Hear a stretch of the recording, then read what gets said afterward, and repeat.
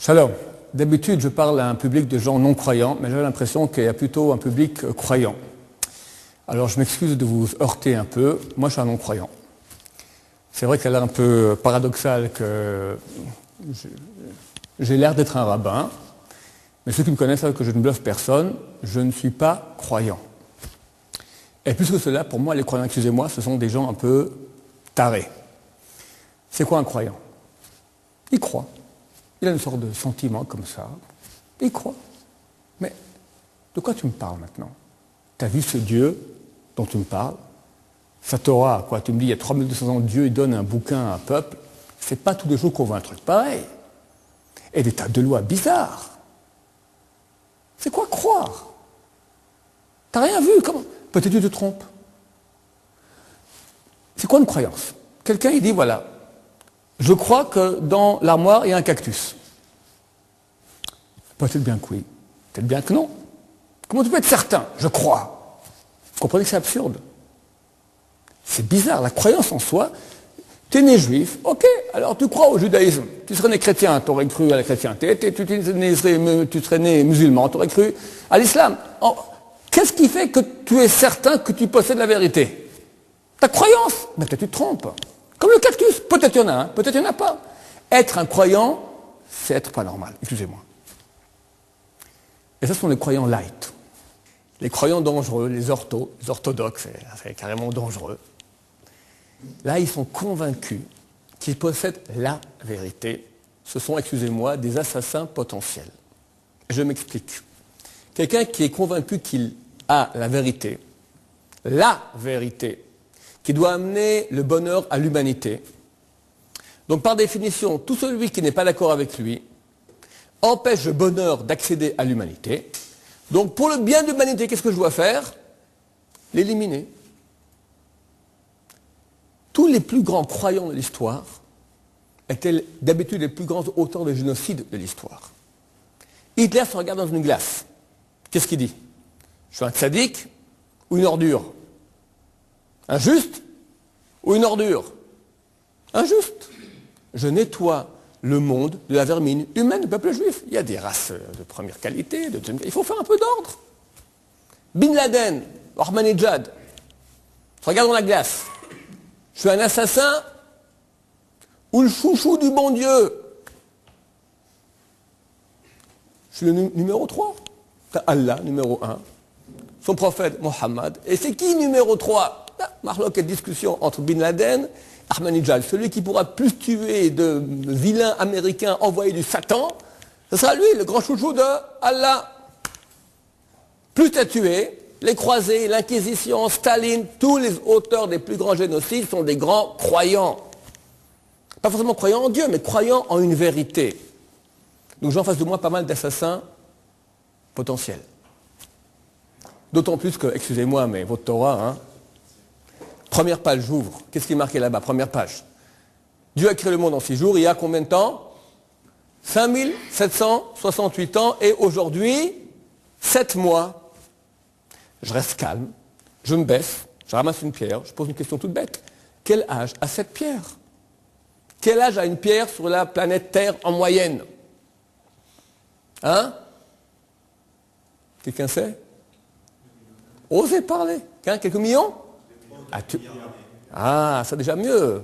4 milliards et demi d'années environ.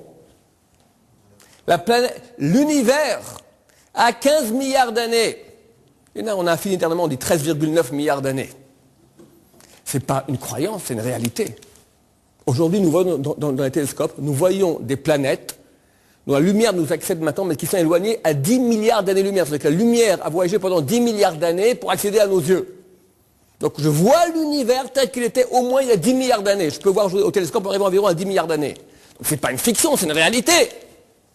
Et je te genre des nonos, de dinosaures, Lucie, la Cro-Magnon, Néandertal, c'est une réalité. On se met des œillères. Non, tout le monde se trompe. 5768 ans, 7 mois.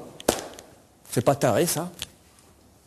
Donc déjà tu vois que ton bouquin, la première page déjà c'est complètement aberrant. Ensuite, je donne 1000 euros. Et je double la mise. 2000 euros, mesdames, messieurs, à ceux qui me donnent dans la salle une mitzvah de votre Torah qui est un minimum intelligente. À part, attention, les règles du jeu, à part les mitzvot qui sont communes à toute l'humanité. Toutes les sociétés sont d'accord qu'il ne faut pas tuer, qu'il ne faut pas voler, qu'il ne faut pas faire l'adultère, qu'il faut donner l'aumône, toutes ces choses-là, honorer ses parents, tous ces trucs-là que tous les goïms sont d'accord. Ce qui nous fait notre spécificité juive. Je vous donne maintenant quelques minutes de réflexion. 2000 euros. Allez. Aimer son prochain comme soi-même. Ça, c'est les goïms aussi. Tout le monde est d'accord. Il faut s'aimer. Tout le monde dit l'amour, peace and love. Et puis plus tu tues, plus tu es. Voilà. La Brit Mila, c'est vrai que très très dernièrement, alors la science a découvert que ceux qui font la Brit Mila, la circoncision, ils souffrent moins de sida. Mais attention, quand on parle de mitzvah, on parle de la mitzvah faite dans toutes ses façons de faire. On ne peut pas prendre une partie de la mitzvah et laisser le reste. Comment on fait la mitzvah? Sans chirurgien, à l'âge de 8 jours, alors que rien ne presse, sans anesthésie. Je ne sais pas à quel point comment il fait, c'est pas très aseptisé, hein. Les femmes ne savent pas du tout comment ça se passe. Les hommes encore rarement parce qu'ils sont assez éloignés. Il n'y a que 2-3 qui sont proches qui voient comment ça se passe. C'est terrible. D'abord, c'est un rabbin, avec une barbe plus ou moins hirsute, d'accord. Je ne sais pas à quel point il est pouillé ou pas. C'est pas un chirurgien. Il coupe. Après, il enfonce ses ongles, qui d'habitude, quand c'est un Moël, c'est un circonciseur habitué, ses ongles sont tout noirs tellement il fait souvent ça avec le sang. Il enfonce ses ongles, il déchire, et après, il prend du vin du badat, une sorte de sirop comme ça, et il mélange avec sa salive et suce le membre du gosse. Et chaque Brit Mila, chaque circoncision, il y a un miracle qui se produit, le gosse survit. C'est pas barbare. Attends 3-4 mois, à l'hôpital, un chirurgien, aseptisé, anesthésie, comme il faut, le gosse il hurle. C'est barbare. Donc aucun 1000 euros. Je continue. Hein? Maaké. Ça, tout le monde est d'accord qu'il faut se protéger. Maaké, donc mettre, chaque fois qu'il y a une chose qui met en danger la vie publique, il faut prendre une protection. Ça, c'est pas une chose qui est spécifiquement juive. Alors, hein? Je n'entends pas? Shabbat. Est-ce qu'il y a, excusez-moi, une crétinerie plus grande que ça? Tu me dis Shabbat, jour de repos. Tous les jours, tu vas à la synagogue en voiture. Aujourd'hui, à pied, une demi-heure à pied, aller-retour. 15e étage, à pied. C'est si fatigant de prendre c'est un jour de repos. Appuyer sur le bouton de l'ascenseur. C'est fatigant. Mieux vaut que monter 15 étages à pied. C'est crétin. C'est crétin. Alors, quoi d'autre? Rien? Sniout? Je ne sais pas. Si une femme est belle, pourquoi elle ne montrait pas sa beauté à tout le monde? Pourquoi pas? La sniout normale, les lois de pudeur, on va dire, universelles, l'univers, il est d'accord avec ça. Mais pourquoi est-ce qu'à 35 degrés à Londres, tu dois aller maintenant avec des bas, d'accord, et des machins et des trucs, alors que ça va, par exemple, mettre 5 couches, tu peux aller normal. Next. Bon, je connais le produit, mesdames, messieurs, il est mauvais. Il n'y a aucune mitzvah juive spécifiquement qui tient la route. C'est tout complètement absurde. Donc, comment peut-on se permettre d'être croyant? La réponse est qu'il y a 3 degrés. Le crétin fini, c'est le croyant. Le deuxième degré, celui qui dit, écoute, je ne sais pas. Peut-être oui, peut-être non. Il y a un cactus dans l'armoire. Peut-être oui, peut-être non. Il vit en doute. C'est très dur. Vivre en tout est en doute. Le troisième degré, celui que vous aurez avec l'aide de Dieu dans 1h30 ce soir, c'est le degré idéal, celui du sachant. Sachant. Il y a une différence d'être un croyant et un sachant. Le croyant, il se dit, j'ai un cactus dans l'armoire. T'es allé voir, tu sais pas? Peut-être oui, peut-être non. Le sachant, il ouvre l'armoire, il voit où il y en a, où il n'y en a pas. Il n'y a plus de point d'interrogation. Il y a une connaissance, il y a une certitude. La Torah exige non seulement de croire, mais de savoir. Une croyance qui n'est pas basée sur un savoir est dangereuse. Peut-être que tu te trompes. Les marques de la Torah, on le dit 3 fois par jour à la fin de la prière. Viadata hayom, tu sauras aujourd'hui. Vachevot al-levavecha, tu ramèneras à ton cœur qu'Hachem ou Elohim, que l'Éternel est tout-puissant. Ça veut dire qu'il y a 2 étapes. Viadata, tu sauras. Vachevot al-levavecha, tu ramèneras à ton cœur. Savoir, c'est dans la tête. Le cœur, c'est la foi. La foi, c'est dans le cœur. D'abord, la tête. Lorsque Moshe Rabbeinu vient au mont Sinaï, avec le peuple d'Israël, Il vient vers les Juifs, il leur dit, écoutez les Juifs, bonne nouvelle, Dieu a transmis par moi la Torah. Dorénavant, tu as 613 lois qui te concernent. Et ça, c'est interdit, ça, c'est interdit, ça, c'est interdit. Les Juifs ont dit, ouais, mon cher Rabbeinu. Ok, t'es très sympa, on t'a sorti d'Égypte, t'as fait les 10 plaies, ouvert la mer en deux, très bien. Mais qui me dit que Dieu t'a parlé? On ne veut pas être des croyants. On va faire un sketch. Moi, je suis Moshe Rabbeinu, vous êtes le peuple d'Israël. Écoutez, maintenant, voilà, Dieu m'a transmis la Torah. Alors, dorénavant, attention, 613 lois. Vous me dites, on ne veut pas te croire. On veut avoir une preuve. Je dis, ok, demandez-moi la preuve que vous voulez. N'importe laquelle, je suis d'accord de la faire. Qu'est-ce que vous me demandez comme preuve? Hein? Je vous fais un miracle? Très bien. Tu me dis maintenant, Moshe, que Dieu t'a parlé. On ne veut pas croire, on veut voir.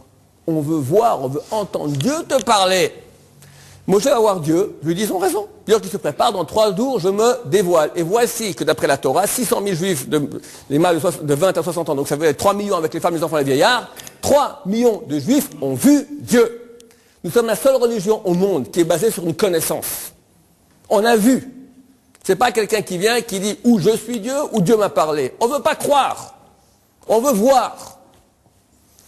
C'est ça la méthodologie. Je ne peux pas maintenant mettre Dieu devant vous de nouveau. C'est un truc qu'on a fait une fois il y a 3200 ans, ça suffit. Mais nous pouvons utiliser notre raison pour analyser et pour prouver de façon rationnelle, normale. Ce cours que je fais devant vous aujourd'hui, c'est un cours qui va apparaître sur Internet, je sais de le diffuser dans le monde entier. Ça s'appellera, c'est un titre un peu long, je défie quiconque au monde de démonter la démonstration irréfutable de véracité de la Torah continue dans ce cours. Ça, c'est le titre du cours. Donc ne vous gênez pas. Si un truc qui ne tient pas la route, vous pouvez objecter. Comme ça, il n'y a pas de problème. D'accord? Je n'aurai pas le temps ce soir de répondre à la question que j'ai posée auparavant à propos de l'âge du monde. Comment se fait-il que la Torah dit que le monde aurait 5768 ans et quelques mois, alors que nous savons très bien qu'il a environ 15 milliards d'années. La réponse, je vous renvoie au site leava.fr. Là-bas, j'ai fait 4 cours sur le sujet, ça s'appelle l'âge du monde. Et là-bas, je donne toutes les vraies réponses à cette soi-disant contradiction. Il y a plusieurs moyens de démontrer que la Torah est d'origine divine. On va essayer ce soir, on va faire cela ce soir, au moyen des prophéties. Est-ce qu'il y a, oui ou non, dans la Torah, des prophéties? Avant de bien faire la démonstration, je vais quand même fixer les règles du jeu. On va fixer 4 points. 4 points qui sont les règles du jeu, d'après lesquelles nous pouvons vraiment être certains que la démonstration est probante. Premier point, définir la date de rédaction de la Torah. D'après la tradition juive, Dieu donne la Torah au Mont Sinaï à Moshe Rabbeinu il y a 3200 ans. Mais nous, on veut maintenant prendre le point de vue du l'athée, du laïc, la personne qui ne croit pas que cela est vrai. On veut une démonstration. Donc on ne va pas prendre cette date, on va prendre comme date hypothétique la date de moins 300. Sachez que tous les archéologues historiens s'accordent pour dire que la Torah aurait été achevée au moins 500 ans avant l'ère chrétienne. Nous, on va prendre comme date une date ultérieure, la date de moins 300. Pourquoi? Parce qu'en cette date aura lieu la première traduction de la Torah dans une langue étrangère. Le roi Ptolémée va contraindre 72 sages juifs de traduire la Torah en grec, ce sera la traduction de Septante. Première fois que la Torah est traduite dans une langue étrangère. Dès ce jour, il y a des copies de la Torah des Juifs en grec dans toutes les grandes capitales de l'Empire grec. Donc il y en a ça a été fait à Alexandrie, là-bas a lieu la traduction. Alexandrie, il y en a à Athènes, il y en a à Antioche, il y en a à Amman, il y en a dans le monde entier. Dans toutes les bibliothèques et dans toutes les grandes capitales de l'Empire grec, il y avait des bibliothèques. Il y a un exemplaire de la Torah des Juifs en grec. Ça signifie que si quelqu'un maintenant à Jérusalem veut aller modifier le texte de la Torah, rajouter un point supplémentaire, il doit aller dans toutes les bibliothèques du monde, ce qui n'est pas concevable. Donc nous sommes certains que la Torah que nous possédons aujourd'hui n'a pas été modifiée au moins depuis 2300 ans. C'est pour cela qu'on va prendre comme date hypothétique cette date de rédaction. C'est pour cela que bien qu'il y a beaucoup de prophéties dans la Torah ou dans la Bible qui concernent des événements qui sont antérieurs à la date de moins 300, grosso modo, on ne va pas les analyser. On va analyser que des événements qui sont ultérieurs à la date de moins 300. Premier point. Deuxième point. On pourrait tenter de croire que je fais une démonstration du type, des fois il y a des rabbins qui font comme ça, un discours un peu habituel sur la paracha, tu prends un verset, tu prends le nombre de lettres du verset, tu multiplies par le nombre de mots du verset, par le nombre de poils de la barbe du rabbin, et tu arrives à l'âge du capitaine. Et tout le monde trouve ça très très épatant. Bon, c'est joli, mais c'est pas 100%. Nous voulons être certains. Ce cours s'adresse maintenant à des gens qui sont des non-croyants, qui veulent, à la fin de ce cours, ils doivent savoir, sans aucun doute, que la Torah est d'origine divine. Donc on ne peut pas s'amuser avec des interprétations. Donc on va analyser uniquement des textes dont le sens est clair, ce qu'on appelle en hébreu le pshat, le sens premier et clair du texte. Tu prends un gosse qui parle l'hébreu, il a 7 ans, tu lui dis, moi, qu'est-ce qui est marqué? Ce qu'il dit. Il n'y a pas d'interprétation, il n'y a pas de sens deuxième. On veut le sens premier, clair du verset. Si des fois, et il y aura une ou deux fois des interprétations, je dirais attention, cela est une interprétation hors du cadre rigoureux de la démonstration. La démonstration n'est basée que sur le sens premier et clair du texte. Pourquoi je dis cela? Parce que lorsqu'on parle de prophétie, on nous oppose très souvent un autre soi-disant prophète qui s'appelle Nostradamus. Alors il y a ici une étude de 40 pages folio, celui qui veut consulter cela après la conférence pourra le faire, qui montre, c'est une étude qui montre la chose suivante. Nostradamus, d'abord, c'est même pas lui qui va écrire, c'est un de ses élèves, Théophile Besançon, va écrire 946 quatrains. Qu'est-ce que c'est que des quatrains? Ce sont des couplets de 4 versets en un mélange de vieux français et de latin. Sur ces 946 quatrains, environ 800 ne seront même pas interprétés par les différents interprétateurs de Nostradamus. Pourquoi? Ça ne veut absolument rien dire. C'est du charabia. Ça signifie absolument rien. Cette étude va montrer comment pour les 146 quatrains qui restent, il y aura pour chacun des quatrains de 3 à 4 interprétations différentes. Pourquoi? Parce que Nostradamus parle dans un langage extrêmement peu clair. C'est très opaque. Donc ce qui donne lieu à une interprétation. Sans interprétation, ça ne veut rien dire. Je vous donne quelques exemples, c'est mieux que tous les discours. Alors je vous lis un peu maintenant Nostradamus, attention de ne pas trop rigoler. Le grand du foudre tombe d'heure diurne, mal et prédique par porteur postulaire, suivant présage tombe d'heure nocturne, conflit Rhin, Londres, étrusque, pestiféré. Quelqu'un peut-il me dire de quoi il s'agit? C'est vague. C'est vague. Alors regardez le premier interprétateur, c'est très joli. Comment il dit? Le grand du foudre tombe d'heure diurne. Il dit, il s'agit ici de l'assassinat des 2 frères Kennedy, les 2 présidents. Le grand, c'est qui le grand? Président. Du foudre. Foudre, c'est le coup de feu. Tombe a été tué d'heure diurne. Le premier a été tué le jour. Mal est prédit par porteur postulaire. La prédiction mauvaise, le mal, a été par porteur postulaire, par la poste, par les médias, a été publié dans le monde entier. Suivant présage, tombe d'heure nocturne. Le deuxième a été tué la nuit. Donc tu vois très bien, il y a 300 ans, Nostradamus a prévu l'assassinat de frères Kennedy. Donc tu vois que c'est pas de la rigolade, c'est un vrai prophète. Qu'est-ce que je dis? Peut-être oui, mais peut-être non. Pourquoi? Parce qu'il y a un deuxième interprétateur, tout aussi sérieux, qui lui interprète différemment et qui me dit de quoi il s'agit. La prise de la Tchécoslovaquie par Hitler et la résolution du président Beneš, les dissensions entre les Français et les Anglais ont été de façon remarquable soulignées dans cette prophétie. Quand tu lis ça, c'est remarquable de voir à quel point nous parlons maintenant de la prise de la Tchécoslovaquie par Hitler. Ouais, mais peut-être oui, peut-être non. Pourquoi peut-être non? Parce qu'il y a encore un troisième interprétateur qui nous dit maintenant la chute de Napoléon à Waterloo en 1815, Mont-Saint-Étienne envoyé par Napoléon à Francfort en 1813, la bataille de Rhin le 13 mars 1814. Alors décide, c'est Napoléon, c'est Hitler ou c'est les Kennedy? On ne sait pas. Or nous voulons être certains. On ne peut pas se baser notre vie sur un peut-être. Nous voulons une certitude. Donc, il y a encore d'autres exemples? Bon, ça suffit. Oui, tu me dis, allez, encore un autre pour être comme ça. Rapidement, je vous lis. Quand la lecture du tourbillon versé, et seront face de leur manteau couvert, la République par gens nouveaux vexés, leurs blancs et rouges jugeront à l'envers. De nouveau, c'est pas clair. Alors rapidement, il y a ici 3 interprétations. Le premier dit c'est la Révolution française en 1789. Le deuxième nous dit c'est ici la Révolution russe en 1917. Et le troisième dit la fin de la Ve République, les querelles entre les Russes et leurs alliés. Les Russes, ce sont les rouges, les alliés musulmans, ce sont les blancs. Il y a rouge et blanc avait aussi en France, rouge et blanc avait aussi en Russie. Je crois qu'on a rouge et blanc. Chacun a vu rouge et blanc dans l'histoire. Tac, il te prend et te dit voilà, Nostradamus a prévu que c'est cela. Encore une fois, c'est extrêmement aléatoire. Nous sommes dans l'interprétation. Peut-être c'est vrai, mais peut-être c'est faux. Or, je veux être certain. Donc, c'est le deuxième point. Nous allons prendre que des prophéties dont le caractère est extrêmement précis, pas besoin d'interprétation. Bien qu'il y a beaucoup de prophéties, donc dans le sens est opaque, moi ça ne m'intéresse pas. Je vais m'attacher uniquement aux prophéties dont le sens est clair, net, précis. On peut faire une démonstration qu'à partir de ce type de prophétie, on sait ce que l'auteur de la prophétie a voulu me dire.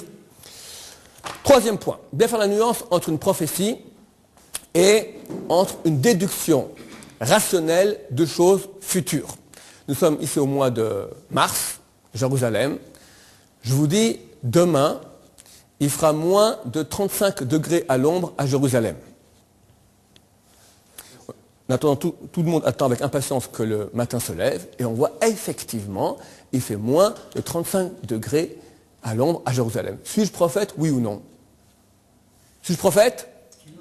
Non. Bien que j'ai une chose qui est future, mais je peux, grâce à ma raison, savoir, un futur proche comme le temps demain, ou même dans une semaine, je peux te garantir, il ne fera pas dans une semaine, il ne fera pas plus de 35 degrés à l'ombre. Donc je peux, grâce à ma raison, analyser le présent et annoncer des choses futures. Ce n'est pas de la prophétie, c'est une déduction rationnelle à partir de données présentes. On va dire quelque chose d'un peu plus intéressant. Alors, je suis sorti juste avant la conférence, je ne sais pas si quelqu'un a vu. Dieu m'a parlé. Prophète, Ron Shaya, enchanté. Dieu m'a dit comme ça, la personne qui trouvera un cactus dans la salle en fin de conférence, qui la mettra sur la tête et sortira comme ça de la salle, le cactus sur la tête, recevra 1 million d'euros cash. Admettons, en fin de conférence, quelqu'un trouve le cactus, le met sur la tête, sort comme ça de la salle de conférence, quelqu'un vient, lui remet 1 million cash. Je suis prophète, oui ou non? Ah, le cactus, il faut le trouver. Il y en a un caché. Je suis prophète, oui ou non? Oui? Coût monté. Coût monté, il faut le million, hein, c'est un coût monté un peu cher. Hein? Alors, je suis prophète, oui ou non? Alors, tu as raison, c'est exactement comme ça. Ça veut dire, d'un côté, c'est vrai, une relation de cause à effet rationnelle entre un cactus sur la tête, 1 million d'euros, il n'y a pas de relation de cause à effet rationnelle. Donc, il fallait le deviner. Mais peut-être, comme tu dis, c'est un coup monté. Moi, je n'ai pas le million, mais j'ai un copain qui est milliardaire. Il aime bien les cactus, la botanique des cactus, il aime bien les blagues idiotes, ou bien c'est un grand investisseur. Toi, Ron Shaya, tu as un don comme ça pour parler, on va faire toi un prophète, tout ça, on va investir 1 million, les gens verront que ça marche, après il y aura une queue avec, on fera des milliards, d'accord? C'est un investissement. Il se peut. Or, nous voulons être certains à 100%. Donc, ce n'est pas encore suffisamment probant. Prenons un troisième exemple. Je vous dis comme ça, vous êtes tous d'origine francophone. Votre capitale, c'est donc Paris. Parlons de Paris. Voilà, je suis sorti un moment, Dieu m'a parlé. Et Dieu m'a fait une prophétie concernant Paris. Chers anciens Parisiens, sachez que votre capitale, dans quelques siècles, pour aucune raison, ni de cataclysme naturel, ni de pollution, ni de guerre atomique, pour aucune raison, peu à peu, les Parisiens en auront marre d'habiter Paris et vont quitter la ville. Ça sera un processus qui va durer des siècles, très très lent. Et au bout de quelques siècles, Paris deviendra une immense ville fantôme, habitable, mais complètement vide. Et je rajoute un détail de poids, ça va rester comme ça des millénaires. Ok, j'écris ma prophétie, je mets mon tampon, je mets dans l'enveloppe, je ferme, je mets dans la banque en Suisse. À Genève, UBS, une banque suisse. Dans le coffre, terminé. 120 ans passent, je quitte ce monde, vous aussi, et les années passent, 2100, 2200, 2300, 2400, vers 2500, on voit que peu à peu à Paris, les gens commencent à quitter Paris, mais c'est un processus très très long. Et ça dure comme ça des siècles, vers l'an 3000, Paris devient une immense ville fantôme, complètement vide. Ça va comme ça des millénaires, 3000, 4000, 5000, vers l'an 6000, une équipe d'archéologues creuse sur le site de la ville de Genève, et quelqu'un donne un coup de pioche, comme ça, clong, et ça fait un peu métallique. Un son métallique, il ouvre, il déblaye, il voit UBS, un peu rouillé comme ça. La banque, les copains, on a trouvé la banque, c'est le filon, il y aura de l'or, des diamants, hop, on rentre, on ouvre les coffres, et on voit prophétie du Rav Ron Shaya, mars 2008. On ouvre, et on voit que tout ce que j'ai écrit, c'est effectivement réalisé à propos de la ville de Paris. Suis-je prophète, oui ou non? Coup monté, est-ce que c'est possible? Qu'est-ce que vous dites?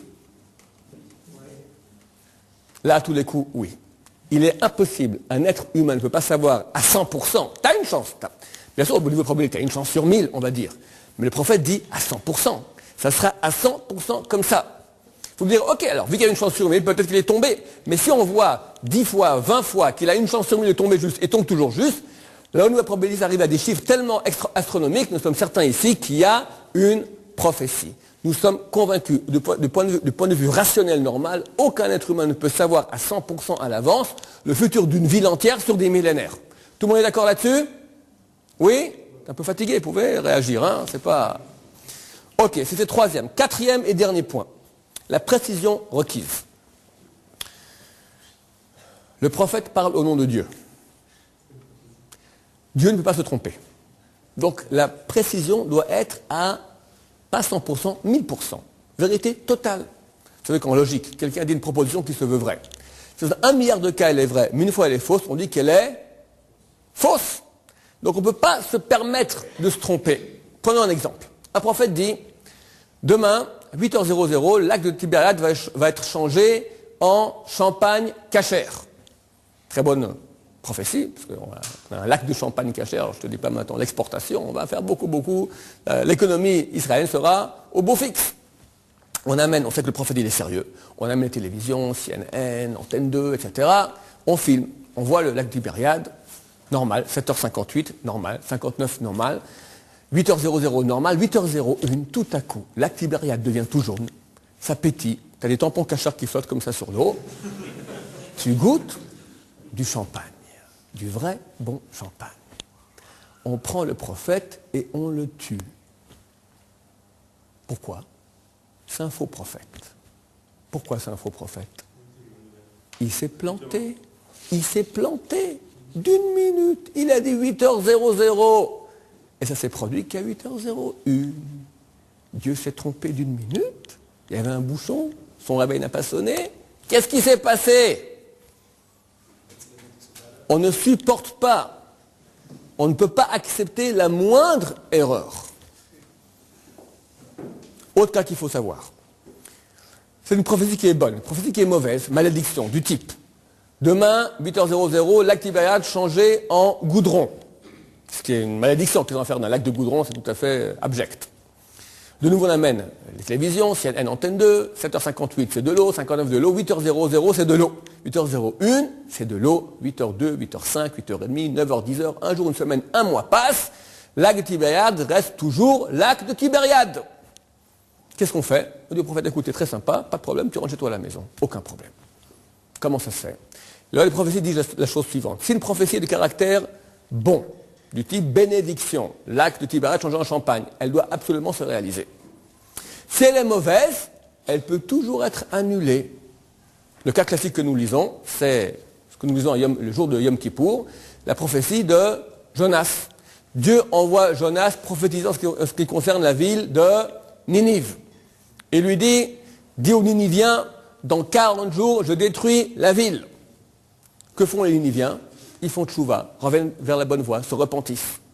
Le 40e jour, Jonas se met au bord d'une colline en face de la ville, attend de voir la foudre du ciel qui va s'abattre sur la ville, rien ne se passe. La journée passe, il dit à Dieu, écoute, 41e jour déjà est arrivé, rien s'est passé, moi je passe pour un crétin.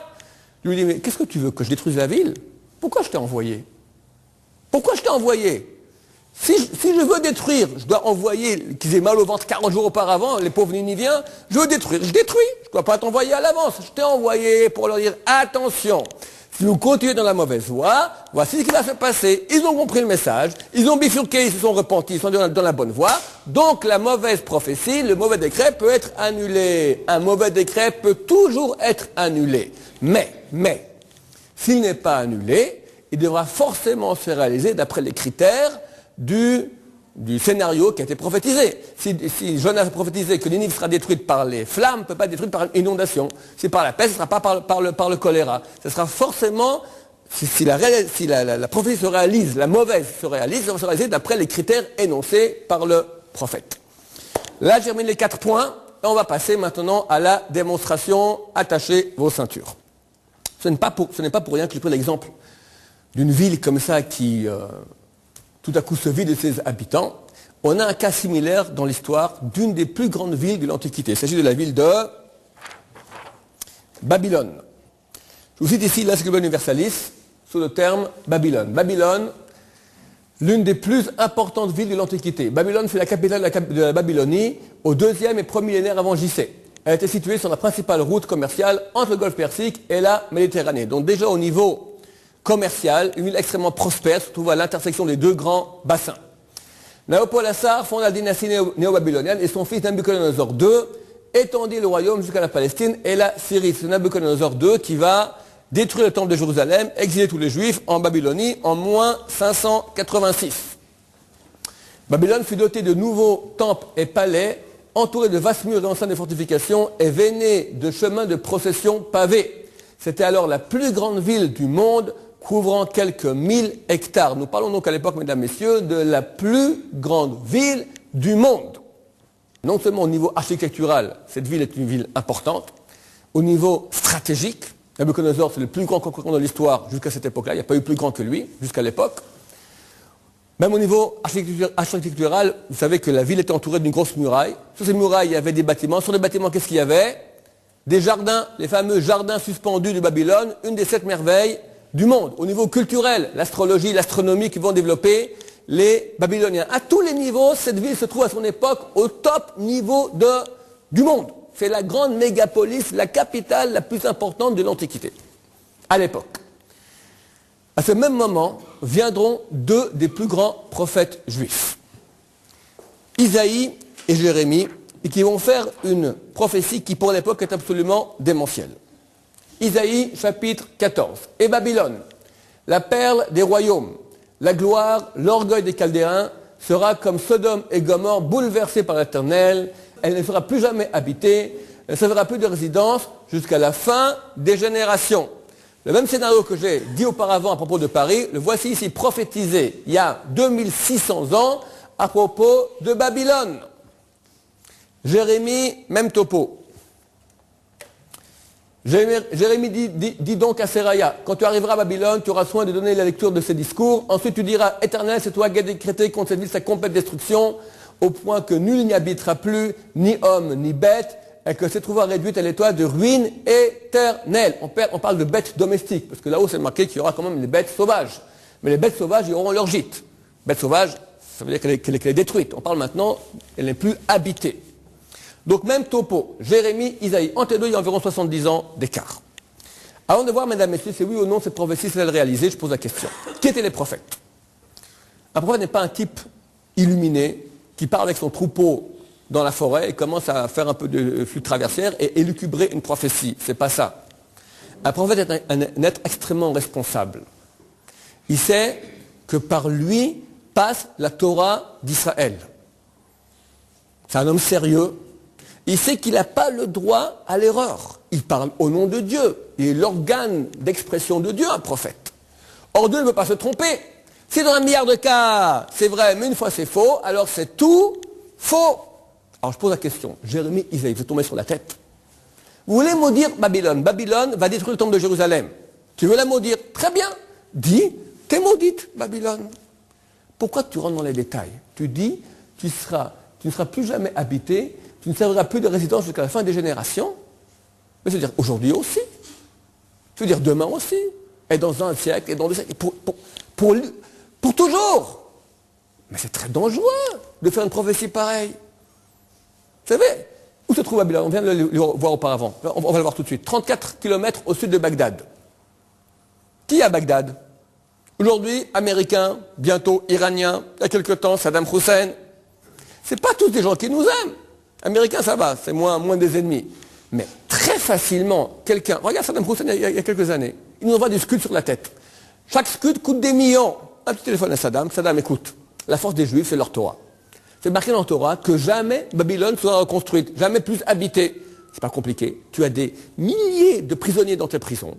Prends 1000 prisonniers, 10 bus, 100 personnes par bus, tu les amènes sur le site de Babylone. Tu mets des tentes. Tu as 1000 personnes qui habitent Babylone, ça veut dire qu'elle est habitée. Du jour au lendemain, si des gens vont habiter Babylone, qu'est-ce qui se passe? Que font les religieux dans le monde entier? Razabab, bikini, Acapulco. Terminé. Terminé. On n'est pas les blagueurs. Ou c'est vrai, ou c'est à peu près vrai. À peu près vrai égale faux. On n'a pas de temps à perdre. Ou c'est vrai, on le fait, ou c'est à peu près. Alors on fera la DAF en surf, d'accord? On fera quelques petits trucs sympathiques juifs, mais pas toute cette Torah. Alors Jérémie et Isaïe, pourquoi prenez-vous un risque pareil? À quoi ça sert? Tu veux maudire?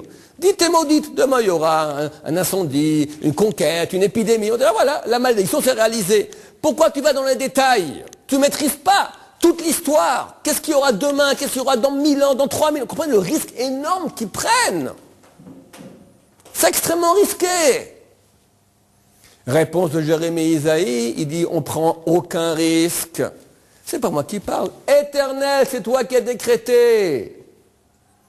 Éternel. Le seul qui peut faire en sorte que, quoi qu'on veuille faire, personne n'ira plus jamais habiter à Babylone. On appelle le gestionnaire du monde. On l'appelle l'Éternel. Dieu. Appelle-le comme tu veux, ça m'est égal. Quelqu'un qui gère le monde. Qui fait ce qu'il veut, bien que nous, on veuille faire le contraire. C'est lui qui parle. C'est lui qui donne la Torah.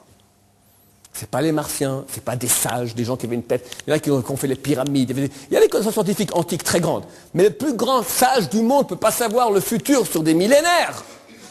Garantir que plus personne n'ira habiter à Babylone. Il y a 20 ans, j'ai écrit cette conférence. Quelqu'un m'a envoyé Herald Tribune, en recommandé. J'ouvre. Saddam Hussein reconstruit Babylone. Je cours dans la chambre à coucher, chérie, bikini, on y va. Après, j'ai quand même lu un peu. Il a reconstruit les ruines, il a rénové les ruines. C'est un site archéologique, mais plus personne n'habite Babylone. Même le caissier passe la nuit à Bagdad. C'est une ville qui est vide. Regardons rapidement ce qui s'est passé durant l'histoire à propos de la ville de Babylone. Ici, Biberfeld, Universal Jewish History, volume 1, page 22. Après le règne de Cyrus. Koresh, Cyrus, c'était le roi perse qui a conquis l'empire babylonien. Babylone restait une ville importante, une des capitales de l'empire perse. Mais petit à petit, la ville se vidait de plus en plus. Alexandre le Grand voulait en faire le centre de son empire mondial, mais il en fut empêché par sa mort prématurée. Alexandre le Grand est décédé en moins 321. Donc nous sommes déjà 300 ans après les prophètes. Il va encore en faire la capitale de son empire mondial. Donc ça veut dire qu'il n'a pas trouvé de ville plus importante entre la Macédoine et l'Inde. C'est une ville extrêmement importante encore. On est déjà 3 siècles après les prophètes. Et Babylone finit par disparaître de la scène. Elle fut réduite en décombres et reste dans cette situation jusqu'à notre époque en témoignage constant de la vérité des prédictions des prophètes hébreux. Un scoubénie biblique sur le thème Babylone. Babylone, c'est une ville qui a été la capitale de nombreux royaumes entre le second et le premier millénaire avant l'ère vulgaire, n'est plus aujourd'hui que ruine. Il n'en reste qu'un champ désolé qui s'étend sur les rives de l'Euphrate, à l'est, à 34 km du sud de Bagdad. Ce sont encore des auteurs juifs. Voyons ici une source non juive. Encyclopédie universaliste, corpus 3, Babylone, page 171. Alexandre le Grand, qui s'est emparé de la ville en moins 323, décide d'y installer la capitale de son empire et il meurt en moins 321. Sur la domination des nouveaux venus, les textes économiques se raréfient, manifestant l'aggravation du déclin de la cité sur ce plan. Le sable, la poussière de briques s'accumule sur les ruines de la ville qui avait conservé, fait diffuser l'héritage culturel de Sumer, qui avait perfectionné la divination et l'astrologie que les Chaldéens devaient répandre dans le monde méditerranéen à la fin du premier millénaire avant JC. Alors commence, regardez, Encyclopédie universaliste comme ils écrivent. Alors commence pour Babylone la désolation annoncée par les prophètes juifs qui ne voulaient connaître de la grande ville que les massacres et les déportations de l'époque du Nabucodonosor. Donc eux nous se plaignent un peu sur nous, comment nous on n'a vu que les massacres et les déportations. C'est oui, on a souffert énormément. Mais néanmoins, malgré tout, on a eu raison. La désolation annoncée par les prophètes juifs. Encyclopédie universaliste, vous ne rêvez pas. C'est bon? On avance. On a la Torah. 2 grandes séries de prophéties qu'on appelle les prophéties de malédiction. Une est dans la paracha de Bechukotai, l'autre dans la paracha de Kitavo, Deutéronome, chapitre 28. Nachmanide, au XIIIe siècle, va commenter et dire ces 2 grandes séries de malédictions concernent les 2 grands exils du peuple juif. Il y avait 2 temples à Jérusalem, le premier et le deuxième. Après chacune des destructions de ces temples, il y a eu un exil. Le premier temple a été détruit par Nabucodonosor en moins 586. Après, il y a un exil de 70 ans en terre de Babylonie, principalement. Suite de quoi, une poignée de Juifs rentrent en terre d'Israël, construisent le 2e temple, et en 70 heures chrétiennes, les Romains détruisent le temple de Jérusalem. En 135, ils exilent tous les Juifs pour un exil qui dure jusqu'à aujourd'hui, le 2e exil. Vu que nous avons dit auparavant qu'on n'allait pas analyser les prophéties concernant des événements qui sont antérieurs à moins 300, donc on va laisser de côté la prophétie de Bechukotai, on va analyser uniquement la prophétie qui concerne le 2e exil, donc qui débute en 135 de l'ère chrétienne. Cette prophétie se sépare en 2 parties. Première partie, Or, donc c'est Deutéronome 28. Or, si tu obéis à la voix de l'Éternel ton Dieu, observant avec soin tous ces préceptes que je t'impose en ce jour, l'Éternel ton Dieu te fera devenir le premier de tous les peuples de la terre, et toutes les bénédictions suivantes se réaliseront pour toi, restant ton partage. Tant que tu obéiras à la voix de l'Éternel ton Dieu, tu seras béni dans la ville, béni dans les champs. Et il y a une suite de bénédictions, première partie. Deuxième partie, un peu moins gaie. Mais si tu n'écoutes pas la voix de l'Éternel ton Dieu, tu n'as pas soin d'observer toutes ces préceptes, ces lois que je te recommande en ce jour, toutes ces malédictions se réaliseront contre toi et seront ton partage. Tu seras maudit dans la ville, maudit dans les champs. Et on a ici une suite de malédictions, mesdames, messieurs, qui est un peu plus longue, hélas. Elle dure sur 2 pages. 98 malédictions. Quand on lit cela à la Torah, le Shabbat ça tombe vers le mois d'août, on lit ça, on baisse dans le ton et on lit ça rapidement tellement ça fait froid dans le dos. Je suis désolé, je vais démontrer comment ces prophéties se sont réalisées et on aura maintenant encore une bonne heure de prophéties de malédiction. Hélas, la preuve comme quoi nous sommes détenteurs d'une Torah d'origine divine est notre histoire qui a été programmée ici et notre histoire n'est pas très gaie. Donc je vous annonce qu'on a une heure un peu triste, mais à la fin il y aura un happy end, comme tout le monde le sait, très bientôt. Il y a la délivrance avec l'aide de Dieu. Donc toutes les prophéties que je vais amener maintenant, en gros presque toutes, proviendront de cette grande série de, on ne va pas toutes les voir dans les 98, on va avoir un échantillonnage suffisamment grand.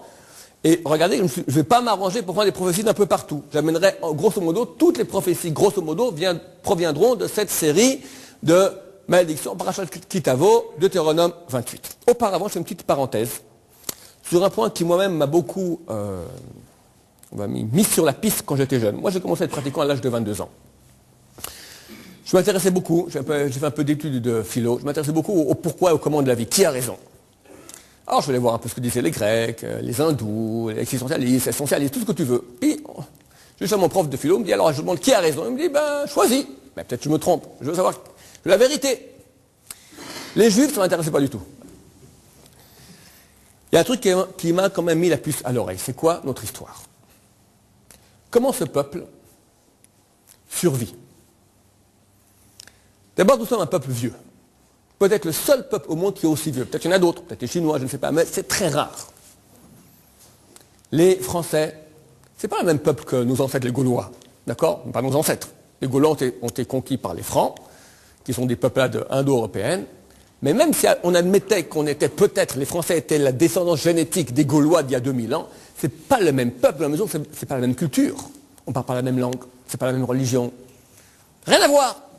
Les Romains d'aujourd'hui, les Italiens d'aujourd'hui, ce ne sont pas les Romains il y a 2000 ans. Pas la même langue, pas la même culture, même pas la même nourriture. Ils mangent des raviolis, vous croyez, des spaghettis, les Romains? On n'a jamais vu dans les écrits latins spaghettis ou raviolis. D'accord?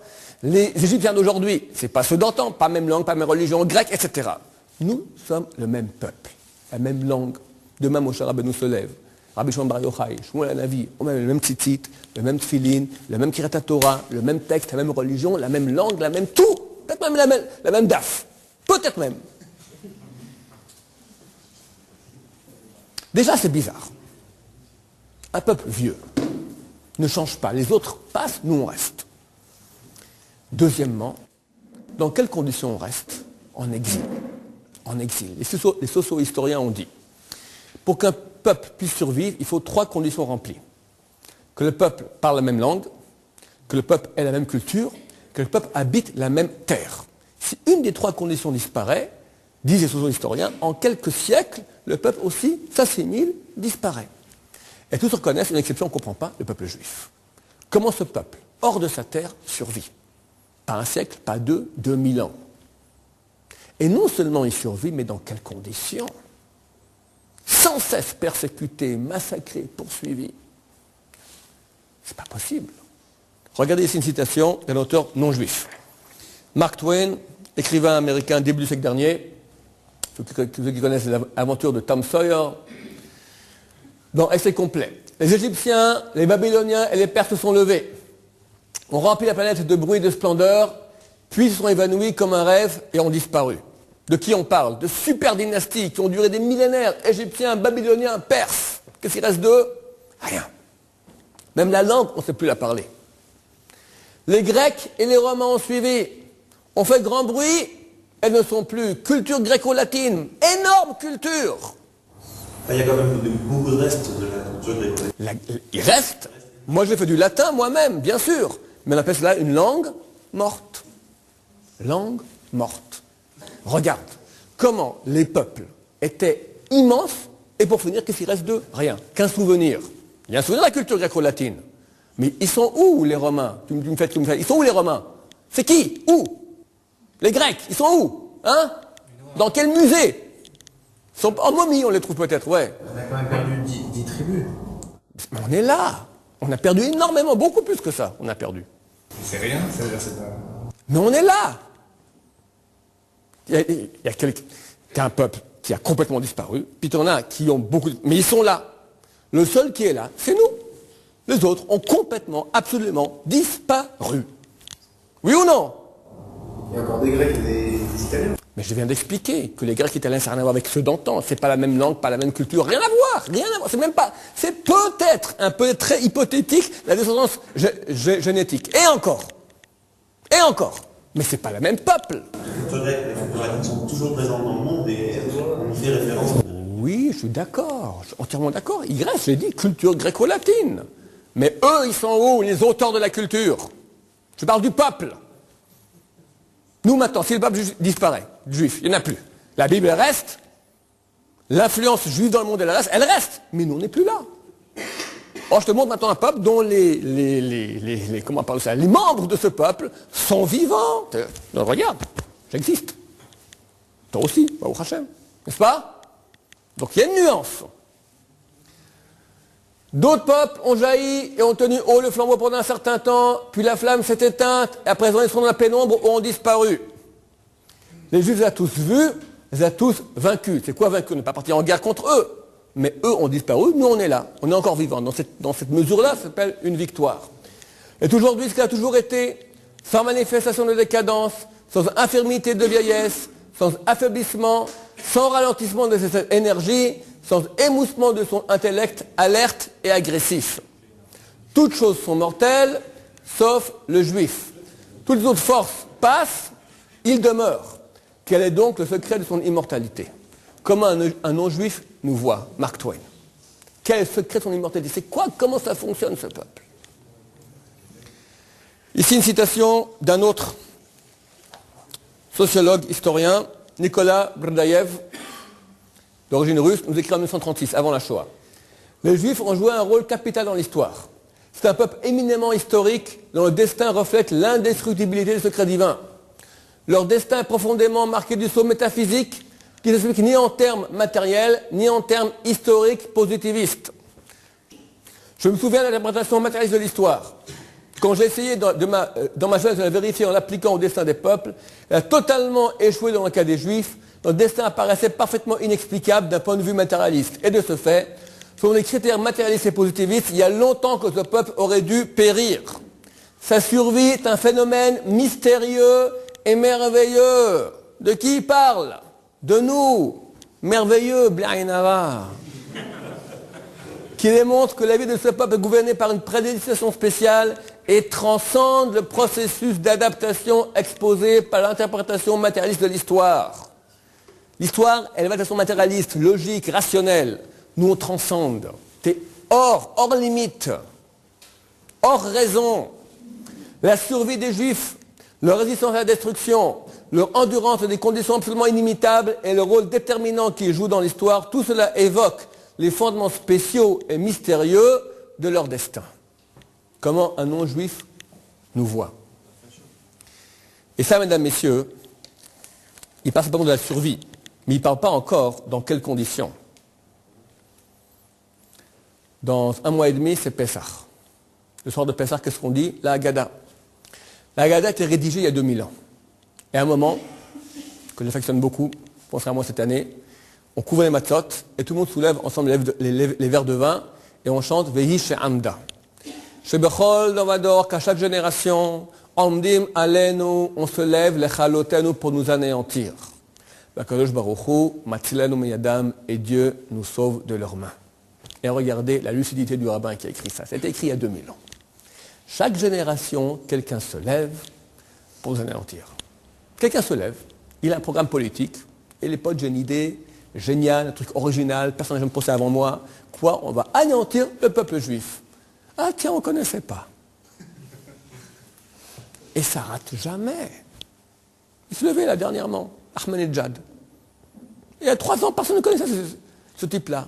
Ça va, t'es à 10 000 km de chez moi. Qu'est-ce que tu m'en veux? Il se lève, il dit la révolution islamique ne peut réussir que par l'annihilation du peuple juif, d'Israël. C'est dans son programme. Bientôt bombe atomique. Lâche ma jambe, va voir un peu d'autres personnes. Pourquoi toujours moi? Avant lui, Saddam Hussein. Avant lui, Arafat. Avant lui, Nasser.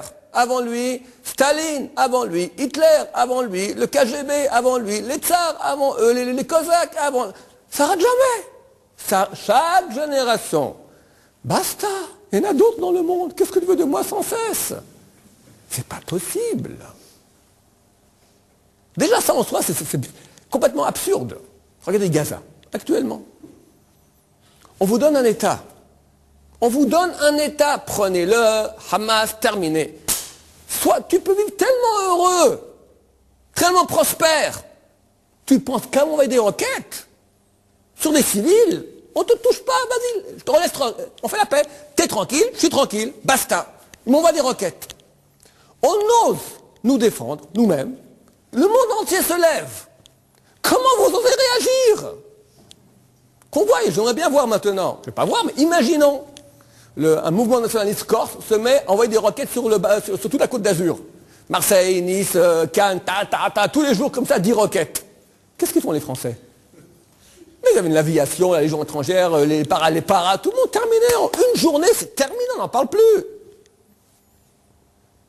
Le monde, c'est absurde. J'ai pas le droit à la vie, j'ai pas le droit à la vie. Chaque génération, quelqu'un... Et pas un petit, mesdames, messieurs, un géant. Des géants. À l'époque, bon, ça fait 60 ans qu'on a une armée, mais avant, on n'avait rien. Sous les tsars, sous les cosaques. On était sous leurs bottes. À la fin, eux, ces immenses puissances patatras, nous, on reste là. Une fois, 2 fois, 3 fois. Tu joues au dé, tu fais 6-6, t'as de la chance. Tu refais 6-6, t'as pas mal de chance. Tu refais 6-6, t'as pas mal de chance. Tu refais 6-6. Ah bah, jamais vu ça. 50 fois 6-6, qu'est-ce que tu dis? C'est pipé, c'est truqué, ça va pas. Mais nous, c'est bien plus fort que ça. C'est pas une chance sur 12 qu'on avait de gagner, c'est une chance sur 100, une chance sur 1000 chaque fois. À la fin, patatras n'existe plus, terminé, et nous on est là. Chazal, on dit, Chazal c'est nos sages de mémoire bénis, Chazal. On dit à quoi ressemble le peuple juif? Une brebis parmi 70 loups. Je ne sais pas si vous connaissez le cinéma religieux, comment ça se passe. Tu rentres dans la salle, séparé, hommes-femmes, bien sûr dans le noir. Tu vois, le film commence, une brebis très sympa, elle s'appelle Israël, broute dans une prairie.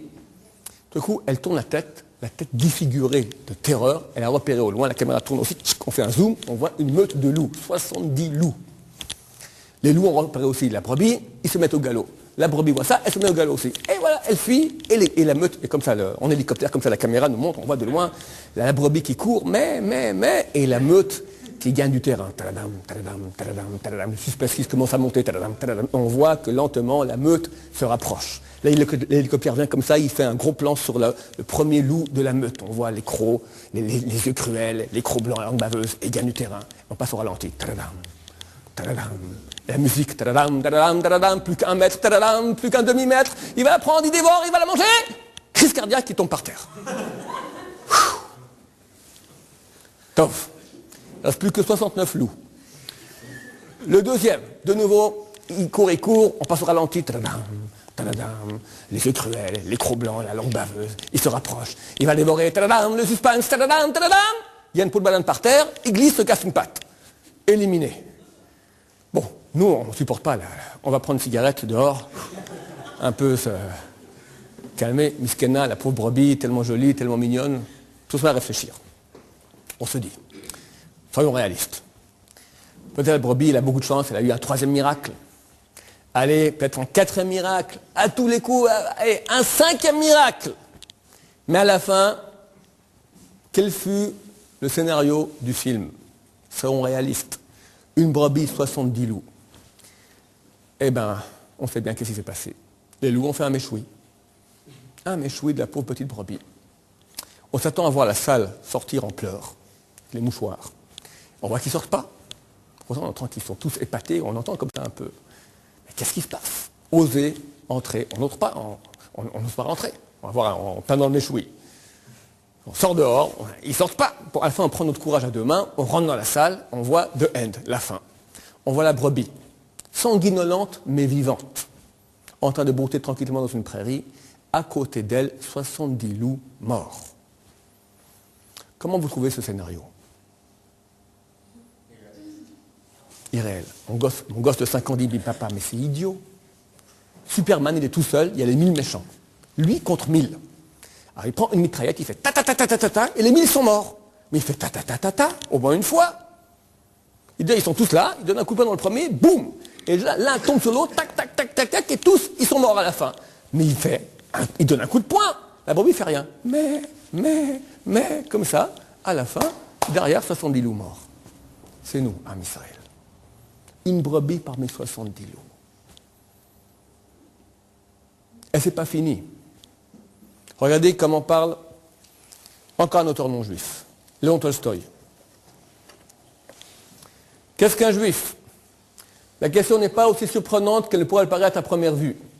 Examinons quelle est cette sorte de créature que tous les dirigeants et toutes les nations du monde ont avilie, broyée, expulsée et détruite, persécutée, brûlée, noyée, et j'en passe, parce qu'à l'époque ils ne connaissaient pas, gazée, après shahidée, scudée, bientôt bombe atomiquée, et qui en début de leur furie s'obstinent à vivre et à durer. Quel est-il donc ce juif que n'ont jamais réussi à séduire toutes les séductions des oppresseurs et persécuteurs qui n'avaient d'autre but que de lui faire renier sa religion et rejeter la foi de ses ancêtres? Le juif, c'est le symbole de l'éternité. Celui que l'on n'a jamais réussi à détruire, ni les bains de sang, ni les tortures, ni le feu, ni les peines d'inquisition n'ont pu l'annihiler. Celui qui a conservé pendant si longtemps le message prophétique et l'a transmis à toute l'humanité. Un tel peuple ne pourra jamais disparaître. Le juif est éternel et la manifestation de l'éternité. Je me permets de corriger un peu les paroles de Léon Tolstoï, je dirais la manifestation de l'éternel. Parce que si nous existons de façon tellement extraordinaire, c'est que nous manifestons qu'il y a ici un éternel qui nous protège. C'est vrai que nous sommes sanguinolents. C'est vrai qu'il y a une Shoah. C'est vrai, je ne vais pas maintenant, dans le cadre de cet exposé de 2 heures, tout expliquer. Là, j'en parlera peut-être un autre cours une autre fois. Mais nous sommes toujours là. Et eux ne sont plus. Nos ennemis ont tous disparu. Et les ennemis actuels aussi disparaîtront. J'ai aucun doute là-dessus. Les ennemis d'Israël. Bon, déjà en soi, on voit que le fait que nous soyons un peuple si vieux, que nous survivons en exil, est une chose extraordinaire. Ma question est plus profonde. Est-ce que nous sommes dans un exposé qui est censé maintenant montrer la présence de prophéties dans les écrits juifs? Est-ce que de façon normale, rationnelle, humaine, un être humain aurait-il pu, il y a 2500 ans, prévoir « Vous êtes un peuple éternel » Oui ou non? Est-ce que je peux dire maintenant sur les Français, vous êtes un peuple éternel? Non, on voit bien que déjà en 1000 ans, tout a changé, la religion, la langue, etc. En 2000 ans, encore plus. De plus, si on est en exil, vivre en exilation éternelle, même les socio-historiens disent que c'est complètement anormal. Néanmoins, dans Jérémie, chapitre 31, est marqué la chose suivante. Ainsi parle le Seigneur qui crée le soleil pour la lumière du jour, donne la mission à la lune et aux étoiles d'éclairer la nuit, qui agite la mer et fait mugir ses flots, lui qui a pour nom l'Éternel Sébacoth, l'Éternel des armées. Si ces lois, quelles lois? Les lois physiques qui font le soleil, la lune, les étoiles, si ces lois cessaient d'être immuables devant moi, dit le Seigneur, alors seulement la postérité d'Israël pourrait cesser de former une nation dans toute la durée des temps. Tant qu'il y aura soleil, lune, étoile, il y aura Am Israël. On parle ici d'une prophétie qui est à long terme. On a vu maintenant 2 prophéties de ce type-là, Babylone et l'éternité d'Israël. C'est vrai que ce n'est pas à 100%, parce qu'on pourrait toujours nous dire, ok, jusqu'à maintenant ça a tenu, mais qui me dit que dans le futur? Donc maintenant on va passer à des prophéties beaucoup plus claires, parce qu'elle va toucher des points ponctuels ou une certaine période durant l'histoire. Parlons de cet exil. L'exil débute par décision du temple en 70 de l'ère chrétienne. C'est tout à fait précis que dire que l'exil a commencé, parce qu'à l'époque, bien que le temple est détruit, les Romains vont laisser la population autochtone, les Juifs, ici en terre d'Israël. Mais les Juifs sont un peuple à la nuque raide, qui aime pas avoir une occupation étrangère sur leur dos, et vont se révolter. En 135, Bar Korba dirige une révolte contre les Romains. Viendra le général qui deviendra après l'empereur Adrien avec une armée de 120 000 hommes et mate cette révolte dans un bain de sang terrible. On en parle dans le Talmud, il y avait vraiment des centaines de milliers de personnes qui vont être massacrées. À l'époque, il y avait 2 millions ici de juifs en terre d'Israël, comme ça disaient les historiens. On peut dire qu'un bon quart de ces 2 millions vont être massacrés. Que font les Romains du reste de la population juive? D'habitude, les Romains qui vont faire la conquête d'une certaine terre sont intéressés à avoir quoi? Du pouvoir, de l'argent. Donc vont laisser la population autochtone sur place, vont imposer des lourdes taxes et favoriser l'élevage de bétail, l'agriculture. Les Romains vont faire une chose qu'ils n'ont fait avec aucune autre, que je sache, aucune autre province conquise. Ils vont vendre tous les juifs et juives de la terre d'Israël en esclavage. Alors ça mène un peu d'argent, parce que quand tu vends en esclavage, ça mène un peu d'argent, mais au niveau de la terre, ça reste la terre complètement déserte, qui devient une terre aride. Jusqu'à le dernier siècle, cette terre restait une terre aride. Donc, du jour au lendemain, tu as des centaines de milliers de juifs sur le marché de l'esclavage. Ça veut dire qu'il y a une offre qui excède la demande. Qu'est-ce qui se passe? Les prix vont baisser. On pourra acheter du juif pour une somme vraiment dérisoire. Les Romains, voyant qu'ils n'arrivent pas à écouler la marchandise esclave juive de la terre d'Israël, qu'est-ce qu'ils vont faire? Ils vont déporter les juifs dans un autre pays pour mieux vendre la marchandise d'esclaves juifs. À votre avis, dans quel pays ils devraient déporter les juifs pour mieux les vendre? Où est la plaque tournante de l'Empire dans laquelle ils pourraient mieux vendre tous les esclaves juifs? Où? Rome. Ça aurait été la chose la plus logique à faire. On ne sait toujours pas pourquoi. Les Romains vont déporter tous les Juifs en Égypte. Peut-être que là-bas, il y avait un marché d'esclaves beaucoup plus grand, beaucoup plus prospère. C'est qu'au niveau technique, c'est beaucoup plus facile que de les amener jusqu'à Rome. En tout cas, bizarrement, ils amènent en Égypte et pas à Rome. Dernière question. Quel est le meilleur moyen d'amener des centaines de milliers de Juifs de terre d'Israël en terre d'Égypte? Le moyen le plus sûr et le meilleur marché? À pied. À pied. Comme on l'a fait il y a quelques millénaires dans un sens avec Moshe Rabbeinu, tu fais dans l'autre sens, ça prend 2 semaines grand maximum, même 10 jours, tu y es. On ne sait toujours pas pourquoi. Les Romains vont amener une armada de centaines, voire des milliers de galères pour amener tous ces centaines de milliers de Juifs de terre d'Israël en terre d'Égypte. Ces faits historiques, le voici mentionné ici par l'écrivain Munter. À présent que Bédard est tombé, tout est sous contrôle romain et la Palestine, Jérusalem, réduite à une montagne désolée. On vendait les captifs en esclavage en nombre incalculable. Un esclave coûtait le prix d'un cheval. Puis on amenait les captifs qui n'avaient pas été vendus à Gaza, qu'on appelle le marché d'Adrien, à cause des innombrables esclaves qui s'y vendaient. On chargeait alors sur des bateaux, ceux qu'on n'a toujours pas réussi à vendre, on les emmenait en Égypte. Beaucoup mouraient en cours de route, de faim ou par naufrage. Beaucoup se faisaient tuer par leur maître. Je vais résumer ces points historiques en 4 points. Tu es vendu en esclavage, on te prend par bateau en Égypte et personne ne veut t'acheter.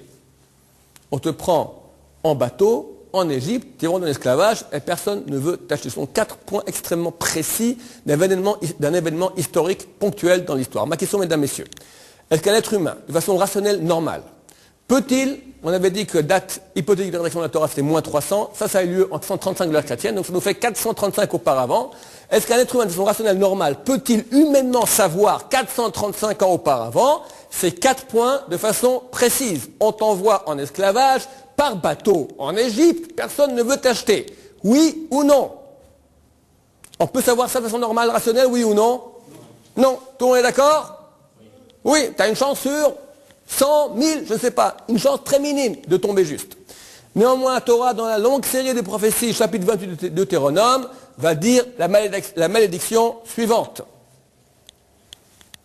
Le Seigneur te fera reprendre sur des navires, premier point. La route de l'Égypte, deuxième point. Cette route où je t'avais dit que tu ne repasserais plus, et là, vous offrirez en vente à vos ennemis comme esclaves et servantes, troisième point. Mais personne ne voudra vous acheter. 4e point. Si vous-même, il y a quelques secondes, avez dit que humainement c'est impossible, donc c'est pas humain. Si c'est pas humain, c'est donc divin. C'est ni les Martiens qui ont pu faire la Torah, ni les Atlantes, il y a 3000 ans qui étaient des grands sages qui ont pu être transmis. Ça, c'est pas une connaissance scientifique, c'est une gestion de l'histoire. Aucun être humain normal n'aura pu savoir cela à l'avance, donc c'est divin. C'est lui qui va gérer, qui a des galères, qui a une vente en esclavage, tout cela, le grand gestionnaire, le big boss. On est sûr que ça a été écrit vraiment. Tu n'étais pas là au début de la conférence, n'est-ce pas? J'ai expliqué que On a pris comme date hypothétique de la rédaction de la Torah la date de moins 300, parce qu'à cette époque-là, la Torah était traduite en grec. Donc, et ça se trouve dans la traduction septante, c'est que ce texte-là se trouve. Donc ça a été écrit au moins 300 ans avant les événements cités. Donc comme date hypothétique de la rédaction de la Torah, moi, la date de moins 300. Je vous fais maintenant moi aussi une prophétie. J'aime bien de temps en temps, moi aussi, vu que je fais pas mal de conférences sur les prophéties, j'aime bien en faire aussi moi de temps en temps, parce que je m'identifie. Rentrez ce soir à la maison, ouvrez les nouvelles, dans n'importe quelle chaîne au monde, n'importe quelle langue, n'importe quel véhicule médiatique, internet, radio, télévision, ce que vous voulez, magazine, je vous garantis, prophétie, on parlera des Juifs. Que ce soit sous la forme d'un attentat, sous la forme de l'antisémitisme, la forme de la guerre, des Palestiniens, du lobbying juif américain, de l'antisémitisme en France, de ce que vous voulez. C'est phénoménal.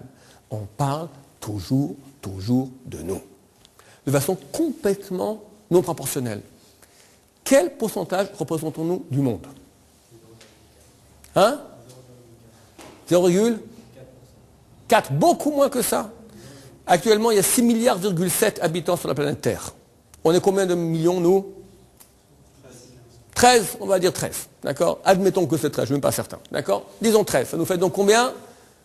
Moins d'un cinquième. Moins d'un cinquième de pourcent. C'est moins de 1/500e du monde. Rien. On parle de nous comme si on était je ne sais pas quoi.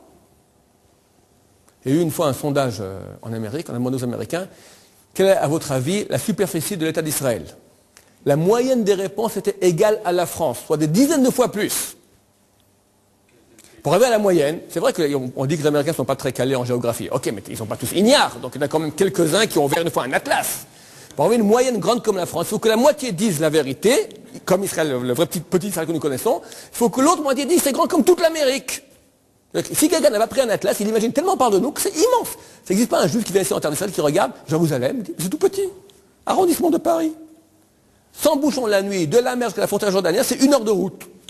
En conduisant l'israélienne un peu rapidement, Ken. Mais c'est 1 heure de route, c'est tout petit Israël. On en parle sans cesse. Regardez ici une citation, de nouveau, d'un auteur non juif, Mark Twain, qu'on a vu déjà auparavant. Si l'on croit les statistiques, les juifs ne constituent qu'1% de la race humaine. C'était au début du siècle dernier, on était 1%. Maintenant, comme je dis, on est beaucoup moins que cela. Cela évoque un vague et nébuleux saupoudrage de poussière d'étoiles perdues dans la traînée de la Voie lactée. Naturellement, on devrait à peine entendre parler du juif. On entend parler. On a toujours entendu parler, il tient autant de place sur la planète que n'importe quel autre peuple, malgré son infime importance numérique.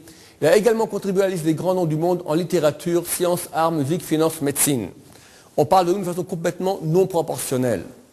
Un non-juif. Ici Lloyd George, chef du cabinet de Winston Churchill durant l'entre-deux-guerres, de nouveau un non-juif qui s'exprime sur ce même phénomène. Tous les extrémismes et les fanatismes qui se déchaînent dans la nature humaine, il n'y en a pas d'aussi irrationnel que l'antisémitisme.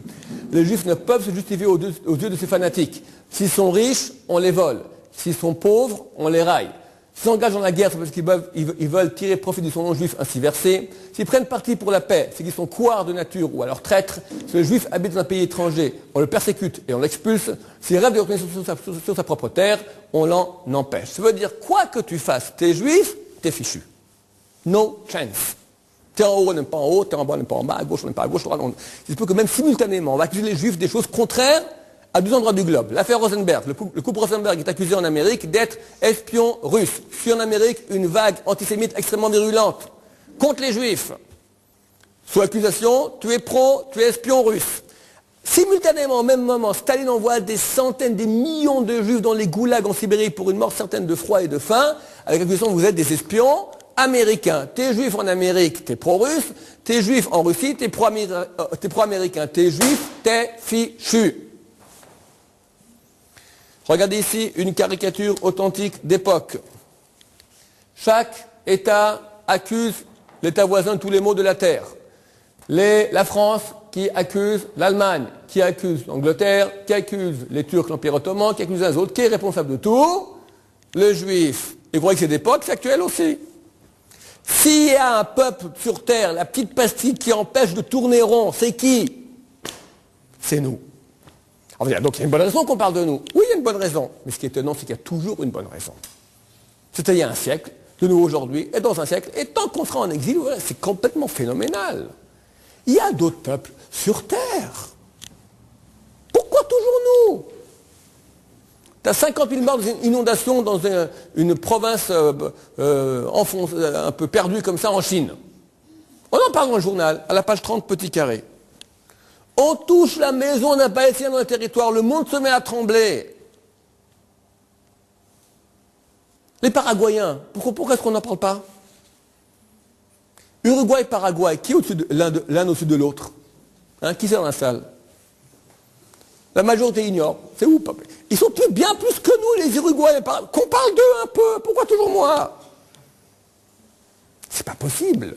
Une fois, deux fois, trois fois, 2000 ans. Regardez, on va voir tout de suite. 2000 ans qu'on parle sur nous. Il y en a d'autres sur Terre. Je suis rien que moins de rien, 500e, mais c'est complètement rien de rien. Une tribu perdue.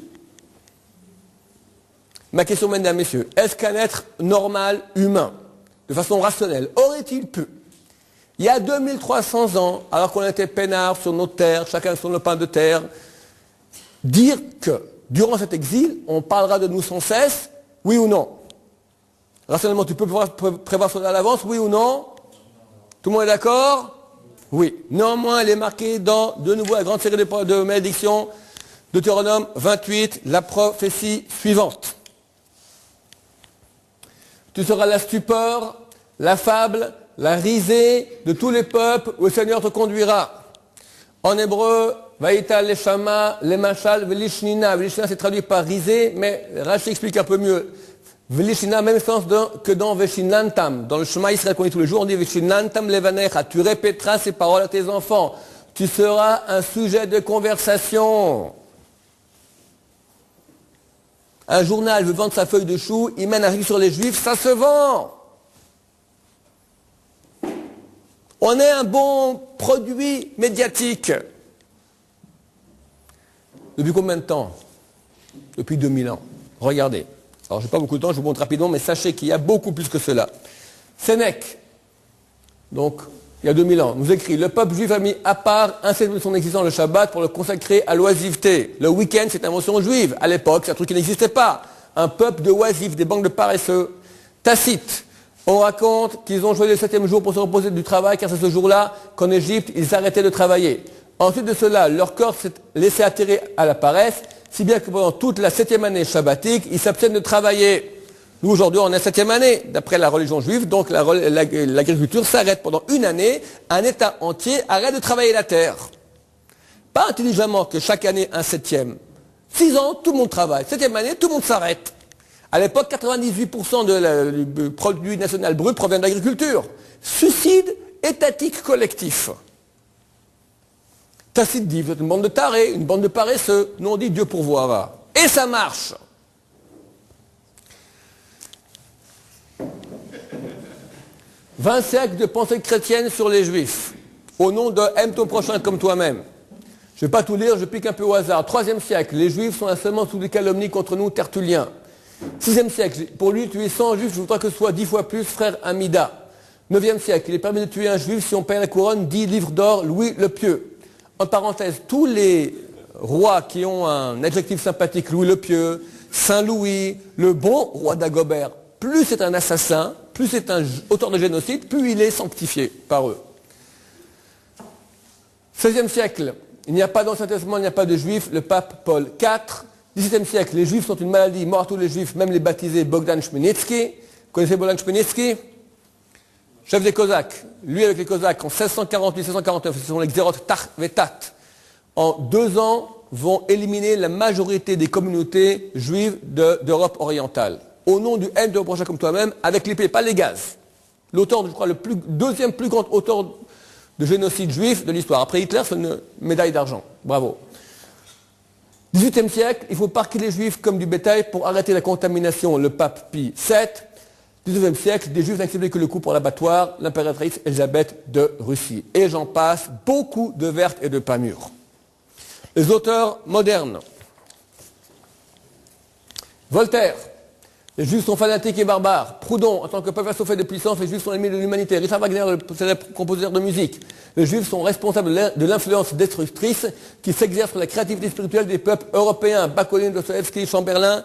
Ici, regardez de nouveau plastique. La fameuse caricature classique du Juif, petit, trapu, un peu gros, la barbe hirsute, le nez proéminent, le front bas, les sourcils épais, la kippa un peu puante, les doigts, les ongles pas coupés depuis quelques mois, et la main droite, l'oseille, qui amène la mort avec une tête impayable en Polska, en Pologne. Les premières couvertures des célèbres protocoles des sages de Sion. De quoi s'agit-il? Protocole des sages de Sion, c'est un pamphlet, le soi-disant protocole d'une assemblée de 300 juifs sages en Mongolie, jusque là-bas on est allé pour s'assembler, qui projette la conquête du monde.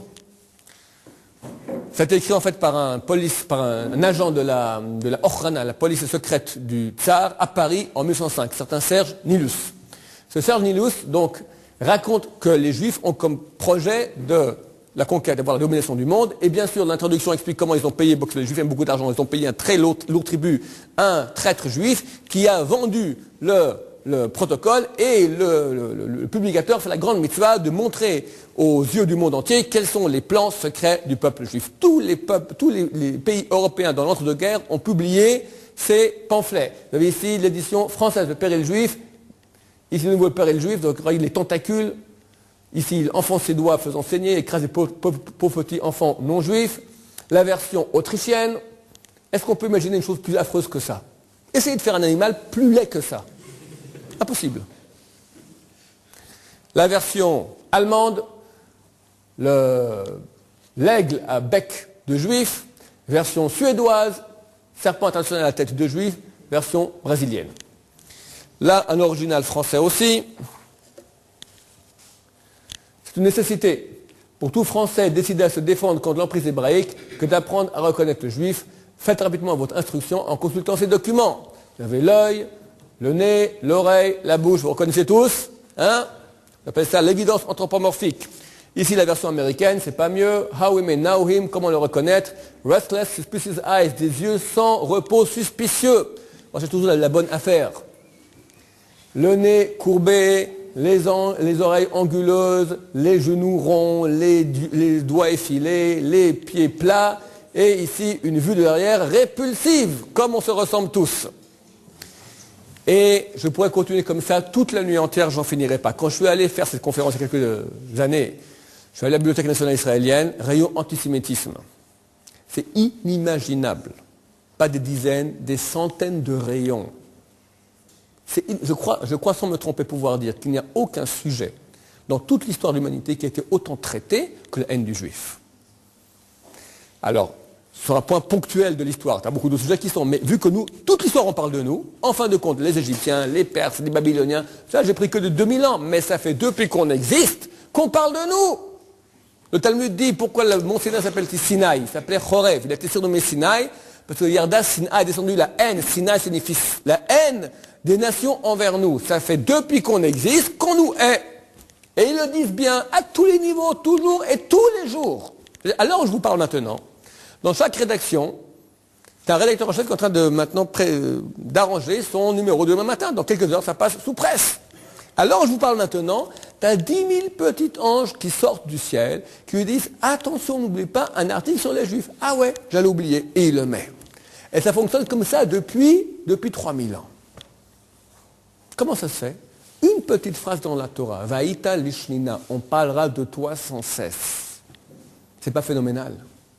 Demain, quelqu'un il se pose une question, est-ce que la Torah d'origine? Oui, non. Ouvre la radio, on parle de nous, ça c'est bon. Ça a été marqué il y a 2300 ans, au moins, en fait, il y a 3200 ans. C'est phénoménal. En soi, c'est absurde. Ça a été prévu. Et ça fonctionne d'après le programme prévu. Alors, qui peut dire que ce n'est pas vrai maintenant? On continue. Dans quel pays, mesdames, messieurs, n'a-t-il pas de juifs? Ou n'a-t-il pas eu? Aujourd'hui, il y a un peu de globalisation, tu as des juifs un peu partout dans le monde, c'est certain.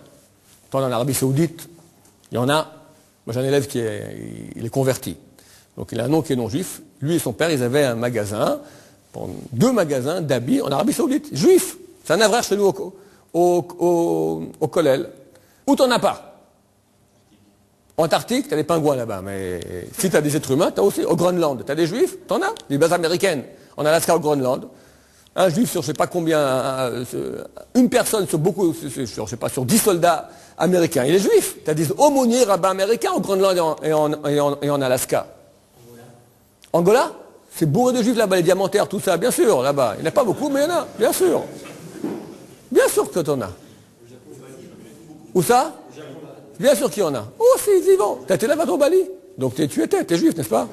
Alors, tu me racontes des histoires. D'accord? En Chine, regardez, aujourd'hui en Chine, il y a Hong Kong, il y a beaucoup d'hommes, mais je ne vois pas maintenant aujourd'hui. Aujourd'hui, il y a un peu tout le monde parle, mais de toute l'histoire. Les Français habitaient la France. Italiens, Italie, Anglais, Angleterre. Les Juifs sont partout. Regardez ici une gravure. Juifs chinois en prière selon une gravure du XVIIIe siècle. Des Juifs chinois, ils lisent la Torah. Ils ont l'air un peu asiatiques, c'est vrai. C'est vrai qu'eux, ils font un peu. Nous, quand on porte les péotes, on porte une à gauche, une à droite. Eux portent une seule derrière. C'est un peu différent que nous.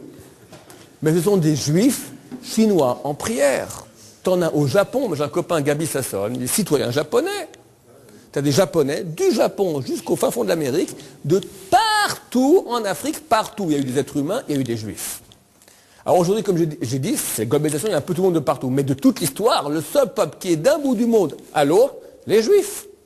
Est-ce que c'est normal? En soi, non. Parce qu'un peuple, il tend à s'unir. L'union fait la force. Le fait qu'on soit dispersé, ça nous affaiblit, ça nous met en situation beaucoup plus dangereuse. Ma question, mesdames et messieurs, est-ce que de façon normale, rationnelle, un être humain aurait-il pu prévoir, avant qu'on parte en exil il y a 2300 ans, ou de forte raison il y a 3200 ans, que durant cet exil, nous serions dispersés d'un bout du monde à l'autre, oui ou non? Non. Tout le monde est d'accord? Néanmoins, il est marqué dans la longue série de prophéties, chapitre de Deutéronome, la prophétie suivante. Le Seigneur te dispersera parmi tous les peuples, d'un bout du monde à l'autre. Ça marche? Ça court.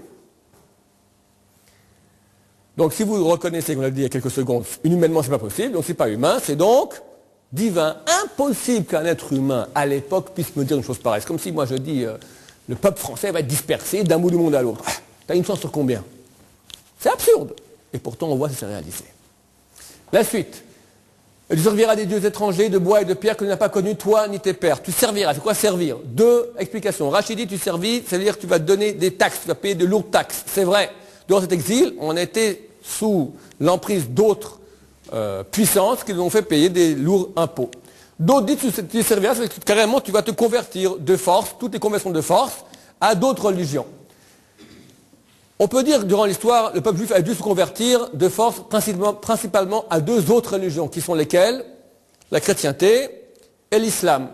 Ça correspond à ce qui est marqué. Tu serviras des dieux étrangers de bois et de pierre que tu n'as pas connus, toi ni tes pères. À l'époque où le texte était écrit, même si on prend comme date hypothétique la date de moins 300, ni la chrétienté ni l'islam existaient. Donc effectivement, ce sont des dieux que tu n'as pas connus, toi ni tes pères.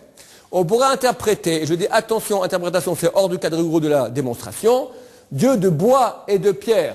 Bois, allusion à la croix. Pierre, allusion à la pierre de la Mecque. Mais je conçois que ce n'est qu'une interprétation. On peut le prendre, on peut aussi le refuter. Ça n'enlève en rien de la rigueur de la démonstration. Petite question de sondage à vous aussi, mesdames et messieurs. Qui habite son pays de résidence actuel, lui ou ses ancêtres, depuis plus de 50 ans, qui lève la main? Qui habite son lieu de résidence actuel, lui ou ses parents ou ses ancêtres, depuis plus de 50 ans, qui lève la main? Personne. Moi, je fais cette conférence dans tous les pays du monde. Quand j'ai un public juif devant moi, sur 100 personnes, tu as maximum 5% qui lèvent la main pour 50 ans. Les chiffres disent la chose suivante. Un moment. En résultat des persécutions incessantes et des expulsions forcées, la plupart des juifs sont de nouveau venus dans leur pays de résidence respectif. 90% des juifs n'y sont que depuis un siècle ou moins. Si tu prends tous les juifs du monde entier, dans tous les cas de figure, dans tout, etc., tu auras 10% qui datent depuis plus d'un siècle. Avec le public francophone, 50 ans, d'habitude, tu arrives à beaucoup moins de 10%. Mais tu prends tous les juifs dans le monde entier, tu verras que c'est que 10% qui ont plus d'un siècle. Si j'ai maintenant devant moi un public anglais, allemand, russe ou français, non juif. Combien de mains se lèvent? La majorité, la grosse majorité. Les gens habitent leur pays, eux leurs ancêtres, depuis très longtemps. Nous, on est toujours nouveaux venus. Tu me dis les Nord-Africains. Mais c'est pas si simple, Nord-Africains. Moi, ma femme, elle est marocaine. Mais ils étaient à Amsterdam, après ils étaient en Espagne, ils sont redescendus, l'Almohade, les machins, ils sont venus. Ils ont bougé, les Juifs. Regardez ici une carte historique qui nous montre comment, entre l'an 1000 et l'an 1500, expulsion. Chaque tache noire, c'est une expulsion forcée. Tu en as 15. Entre l'an 1500, tu as 15 expulsions forcées. En moyenne, tous les 33 ans, tu as un ange qui vient, coup de pied aux fesses, tac, tu dégages. En Espagne? Pardon? En Espagne, bien sûr. 1492. Portugal, Provence, Hongrie, etc., etc. Je ne vais pas tout vous lire. Hein? Alors, il y a une période où on était. Tu y restes, tu as toujours un âge d'or, comme tu dis, dans chaque pays, tu as un âge d'or. Puis un beau jour, pic, tu dégages. Regardez-vous. Regardez vos ancêtres, regardez vos parents, regardez une carte, c'est pas été inventé. On est nouveau venus. C'est la fameuse parabole du juif errant. Elle n'est pas née comme ça, il n'y a pas de fumée sans feu. On erre d'un pays à l'autre. Chacun de vous, moi je fais ma généalogie, j'ai fait au moins 20 pays en 1000 ans. Au moins 20 pays. Vous aussi? Qui veut dire je suis d'origine de là-bas? Qui est d'origine de là-bas? Tu es d'origine de là-bas, mais avant tu étais où? Avant tu étais chacun. Il a fait la carte entière. Est-ce que c'est normal en soi? Non. Quelqu'un n'aime pas déménager.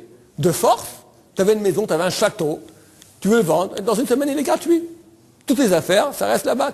On part sans rien du tout. Vas-y reprendre une langue, nouvelle relation, nouvelle école pour les enfants, tout à reprendre à zéro. Qui aime être expulsé? C'est terrible. Le lot quotidien du peuple juif pendant 2000 ans. Ma question, mesdames, messieurs. Est-ce que de façon rationnelle, normale, un être humain, il y a 2300 ans, tu peux prévoir à 100% que durant cet exil, on serait expulsé sans cesse d'un endroit à l'autre, oui ou non? Réponse? Tout le monde est d'accord? Néanmoins, dans la grande série de prophéties, chapitre 28 de Deutéronome, il est marqué la chose suivante. Parmi ces peuples, tu ne trouveras pas de calme, il n'y aura pas de repos pour la plante de ton pied. Et tu n'as toujours pas de repos, tu dois toujours marcher. Quel va marcher pour aller aux emplettes? Tu marches, tu cours, tu es expulsé d'un pays à l'autre, sans cesse. Ça marche? Tout le monde est convaincu? Eh bien, mesdames, messieurs, c'est tout faux. On avait dit, si dans 1 milliard de cas, c'est vrai, mais une fois c'est faux, alors c'est tout faux. Je n'ai pas une exception, j'en ai 4. Les Djerbiens, les Kohanim de Djerbien, les Kohanim, les Falachas, les Yéménites et les parties de la communauté irakienne de Bagdad, depuis qu'ils sont partis en exil, n'ont pas bougé d'un iota. Dernièrement, bon, maintenant on est en phase de fin d'exil, le retour en Israël. Là, ils ont quitté, ils reviennent en terre d'Israël. Des fois, ils font un petit bifurque par la France aussi ou par l'Amérique, mais ils sont en voie de retour en terre d'Israël, tout le monde. Mais durant 2000 ans, pendant 2000 ans, ces 4 communautés n'ont pas bougé d'un iota. Or, il est marqué ici, parmi ces peuples, tu ne trouveras pas de calme, il n'y aura pas de repos pour prendre ton pied. Désolé, mon vieux, je n'ai pas une exception, j'en ai 4. Donc, si 4 fois, si dans 1 milliard de fois c'est vrai, mais 4 fois c'est faux, c'est donc tout faux. Donc, qu'est-ce qu'on fait tous maintenant? Barbe, bikini, Acapulco. Ah, heureusement qu'il y a les falachas, hein. Sans ça, on était cuits. Vive les Djerbiens et les Yéménites. La réponse, mesdames, messieurs, elle est extraordinaire. C'est phénoménal de précision, de beauté, de grandeur, comment le gestionnaire y gère au millimètre. J'avais bien dit au début de la conférence qu'il y a 2 séries de prophéties de malédiction. La deuxième que nous allons analyser, c'est la Deutéronome chapitre 28, concerne le 2e exil, perpétré par les Romains en 135 de l'ère chrétienne. La première, Bechokotai, concerne le premier exil perpétré par les Nabuchodonosor en moins 586. Dans la première série de prophéties, il n'y a pas cette prophétie-là. C'est marqué, Dieu t'amènera en terre d'exil. C'est pas marqué qu'il n'y aura pas de repos pour prendre ton pays, que tu vas errer, être expulsé d'un pays à l'autre sans cesse. Or, ces 4 communautés, et exclusivement ces 4 communautés, sont toutes issues du premier exil. Les Djerbiens, les Falachas, les Yéménites, les Irakiens ont quitté la terre d'Israël au premier exil. Donc, à leur propos, ils ne sont pas concernés par cette prophétie-là. Cette prophétie-là ne les concerne pas. Eux sont concernés par la première prophétie. Oh, qu'est-ce qui est marqué là-bas? Dieu t'amènera en terre d'exil. Grosso modo, tous les 50 ans, un ange descend du ciel, il vient, toi, t'es quelle origine? Yéménite, t'es parti quand en exil? Premier exil, qu'est-ce qui est marqué dans la Torah? Premier exil, c'est donc Bechukotai. Je lis Bechukotai, qu'est-ce qui est marqué? Dieu t'amènera en terre d'exil. Bon, bah tu restes, pas de problème. Toi, viens ici, Marocain, t'es parti quand en exil? Deuxième exil, n'est-ce pas? Deuxième exil, c'est Deutéronome 28, pas de repos. Fais ton baluchon, paf, et tu dégages. C'est terrifiant de précision. Pendant 2500 ans, parce que c'est le premier exil, il ne bouge pas. Et tous les autres, tac, tac, tac, je te montre la carte, tac, tac, tac, c'est extraordinaire. Et uniquement, l'histoire, on sait bien que les Yéménites sont partis en premier exil, Ezra leur a dit revenez pour le deuxième temple, il dit non, parce qu'on sait que le deuxième temple va être aussi détruit, Ezra les a maudits. Et les Yéménites ont maudit Ezra aussi. Chacun son maudit les uns les autres. L'histoire est connue. Les Irakiens, c'est Irakiens. Les Falachas, c'est descendants de la reine de Saba. Ils ne sont pas concernés par ça du tout. Les Djerbiens, les communes Djerbiens, c'est le premier exil aussi. Les Kohanim, connaissant encore l'ascendance au temple. Donc uniquement ceux-là sont issus du premier exil. Donc c'est phénoménal de précision. Comment le gestionnaire, il gère bien. Donc maintenant, la chance de tomber juste là, c'est une chance sur des milliards. Des milliards que tu vois que pendant 2500 ans, ceux-là ne bougent pas, les autres sans cesse, tac, tac, tac, tac, tac. Tu as tout le programme qui est marqué. Un être humain normal peut écrire ça il y a 2500 ans. C'est par A plus B, mesdames, messieurs, qui est plus quelqu'un qui dit « moi, je crois ». Maintenant, tu sais. Encore moins quelqu'un qui dit « je ne sais pas ou je ne crois pas ». Tu as par A plus B. On finit. Il n'y a pas encore grand-chose à dire. Ici, une prophétie d'un autre endroit, va être Hanan. Chapitre 4. Le Seigneur vous dispersera parmi les nations, vous survivrez en petit nombre au milieu des peuples, le Seigneur vous conduira. Vous survivrez en petit nombre. Les historiens disent qu'il y a 2000 ans, on représentait 8% de la population mondiale, comme c'est marqué dans les bouquins d'histoire. En prorata aujourd'hui, on aurait dû être plus de 1,5 milliard. Nous sommes peut-être 13 millions. Une partie massacrée, la plus grande partie qui a été assimilée, mais néanmoins cela se réalise, nous restons peu. Très costaud comme prophétie. Pourquoi? Parce que Dieu te dit que tu vas survivre. Pour survivre, on doit être beaucoup. Non, tu survivras en petit nombre. C'est-à-dire, tu es proche du zéro, mais jamais zéro. Beaucoup de gens aimeraient qu'on soit bien qu'un peu moins de zéro. On est toujours au-dessus du zéro, mais en petit nombre. Jusqu'à l'époque messianique, où là se réaliseront les autres prophéties qui disent que nous serons des dizaines de millions, enfin des dizaines de millions, d'accord? Nous serons énormément, innombrables comme la poussière de la Terre. Pas qu'on sera le même nombre de poussières qu'il y a dans la Terre. Innombrables, de même qu'on ne peut pas compter le nombre de personnes qui y a, le nombre de grains de poussière, de même on ne pourra pas compter le peuple juif. C'est pas qu'on sera le même chiffre, c'est absurde. On parle innombrables comme. Ça se réalisera plus tard. Actuellement, on est en exil, donc on survivra en petit nombre. Dernière prophétie pour ce soir. Toujours dans Deutéronome 28. Le Seigneur te donnera un cœur tremblant, des yeux usés, une âme angoissée. Ta vie sera comme en suspens devant toi, tu craindras jour et nuit, tu n'auras pas foi en ton existence. Tu diras le matin que naisse le soir. Le matin, tu diras c'était au moins, hier c'était terrible hier soir, mais moins grave que maintenant, c'était au moins comme hier soir. Et le soir, tu diras que naisse le matin dans l'angoisse qui emplira ton cœur au spectacle que verront tes yeux. L'angoisse du peuple juif, on comprend bien de quoi nous parlons, qui n'est pas angoissé parce qu'on est en train d'entendre et de voir tous les jours. L'angoisse, la souffrance, aucun peuple au monde a eu autant de souffrance, que ce soit les angoisses, les maux, les tortures. Il y a une autre prophétie ici dans 28 qui dit « Les peuples seront stupéfaits ». On voit l'horreur de la Shoah, les gens sont stupéfaits. Comment une chose pareille peut arriver à un peuple? C'est stupéfiant, c'est inimaginable. L'Inquisition, les tortures, ce qu'on sait, le peu qu'on sait, combien de tortures on ne sait pas, ce que Staline a fait, ce que les croisés ont fait, on n'est pas au courant de tout. Un peuple, il n'y a pas de peuple qui a autant de souffrance, autant de milliards de litres de sang et autant de milliards de litres de larmes coulées. Hélas, là aussi a été ici prophétisé dans la grande série de malédictions. Il y en a d'autres, mais je vais montrer les plus épatantes. Il y en a d'autres qu'on ne peut pas prouver. C'est marqué, tu seras frappé de lèpre, tu seras frappé de... Bon, ces choses-là qui ont eu lieu, c'est certain, mais on n'a pas les moyens de le prouver. Néanmoins, je pense que l'échantillonnage que je montrais est suffisamment aussi probant, de façon rationnelle normale. Après cela, plus personne ne peut dire qu'il ne croit pas ou même qu'il ne sait pas. Nous avons la preuve. Nous sommes le seul peuple au monde, je peux le dire, je pense sans me tromper, qui peut prouver par A plus B qu'il y a la vérité. Prouver. Ce n'est pas une croyance, c'est une connaissance. On va répondre quand même à deux questions qui se posent toujours quand on voit cela. Première question, pourquoi? Pourquoi tant de souffrance? Deuxième question. La Torah, donc on voit assurément, il y a la notion de prophétie. La prophétie signifie donc que les choses sont déterminées. Il y a un déterminisme. Or, la Torah dit au contraire qu'il y a le libre arbitre. Si je suis libre, c'est marqué, j'ai mis devant toi la vie et la mort, choisis la vie. Donc je suis libre de choisir. Donc c'est libre arbitre. Comment concilier le libre arbitre avec déterminisme? Si c'est déterminé, il n'y a pas de libre arbitre. Si c'est libre arbitre, c'est pas déterminé. Comment faire coïncider, concilier ces deux notions qui sont essentiellement juives? Le libre arbitre et les prophéties.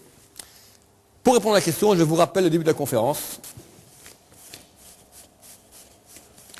Comment débutait la prophétie de Kitavo? Je séparais en deux parties. Première partie. Or, si tu obéis à la voix de l'Éternel ton Dieu, observant avec soin tous ces préceptes que je t'impose en ce jour, et on a une suite de bénédictions. Deuxième partie, mais si tu n'écoutes pas la voix de l'Éternel ton Dieu, si tu n'as pas soin d'observer tous ces préceptes que je te recommande en ce jour, on a une suite de malédictions. Toutes les prophéties, absolument toutes les prophéties juives, ont toujours deux pôles, deux scénarios possibles, le bon et le mauvais.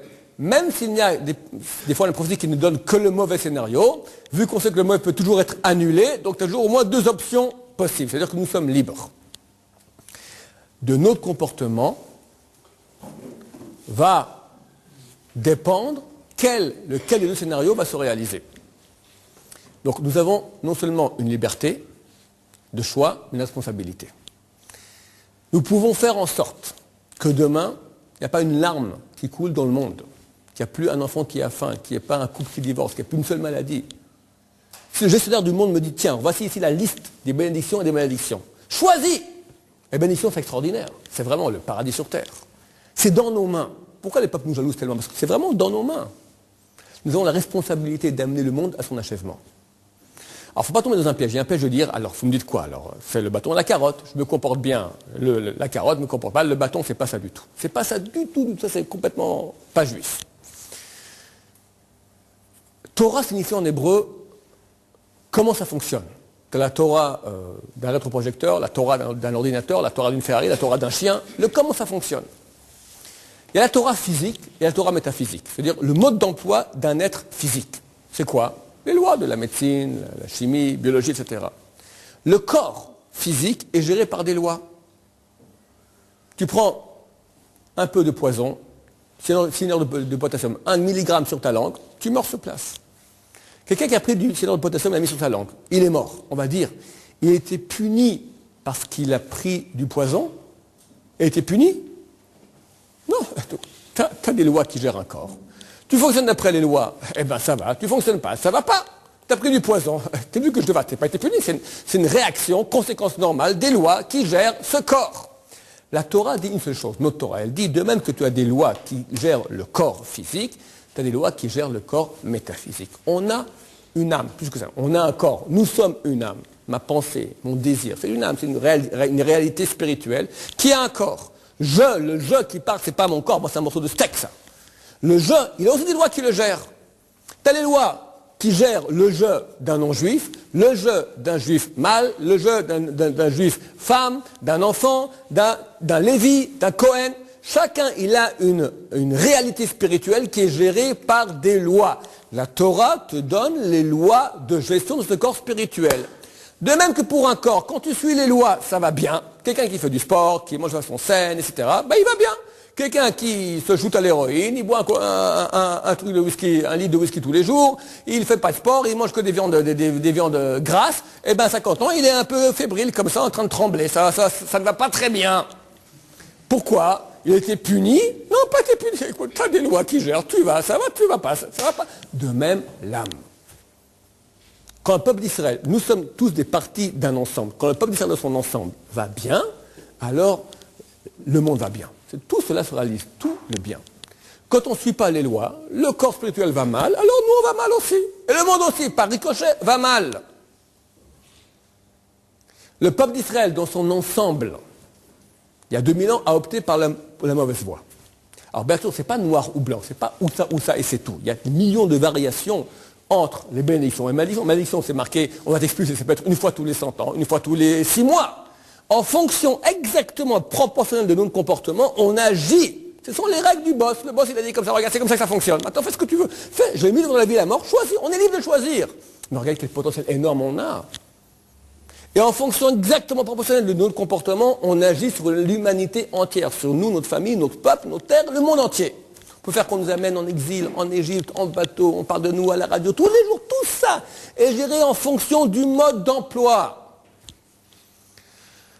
Donc à nous de jouer, d'être responsables et d'agir en fonction. Des questions? Attention, tout ce que je vais montrer ce soir, ça ne concerne pas une bulle duquel je ne pourrais pas parler parce que c'est un sujet trop difficile pour le temps qui nous reste. Un sujet dont je parle dans mes conférences, mais il prend au moins 2 heures, c'est celui de la Shoah. On ne peut absolument pas, et c'est intolérable de faire une chose pareille, de réduire la Shoah à dire le peuple juif s'est mal comporté, donc pan sur la tête, tu as une Shoah qui tombe sur le crâne. C'est absolument intolérable. Les raisons de la Shoah, si on peut citer des raisons, dans les différents cours que je fais sur lava.fr et surtout dans les séminaires que je fais de ce type-là, je ne pourrais pas en parler ce soir, désolé. Maintenant, dans les profils qu'on a vus, il y a aussi le bon scénario. Le bon scénario, on l'aura avec l'aide de Dieu très bientôt, lorsqu'il y aura la Géoula, la rédemption, la venue du Messie. Là, il y aura la réalisation du bon scénario des bénédictions. Voilà, je crois que la démonstration est faite, c'est QFD. Donc je défie qui que ce soit au monde maintenant de venir démolir cette démonstration. Merci.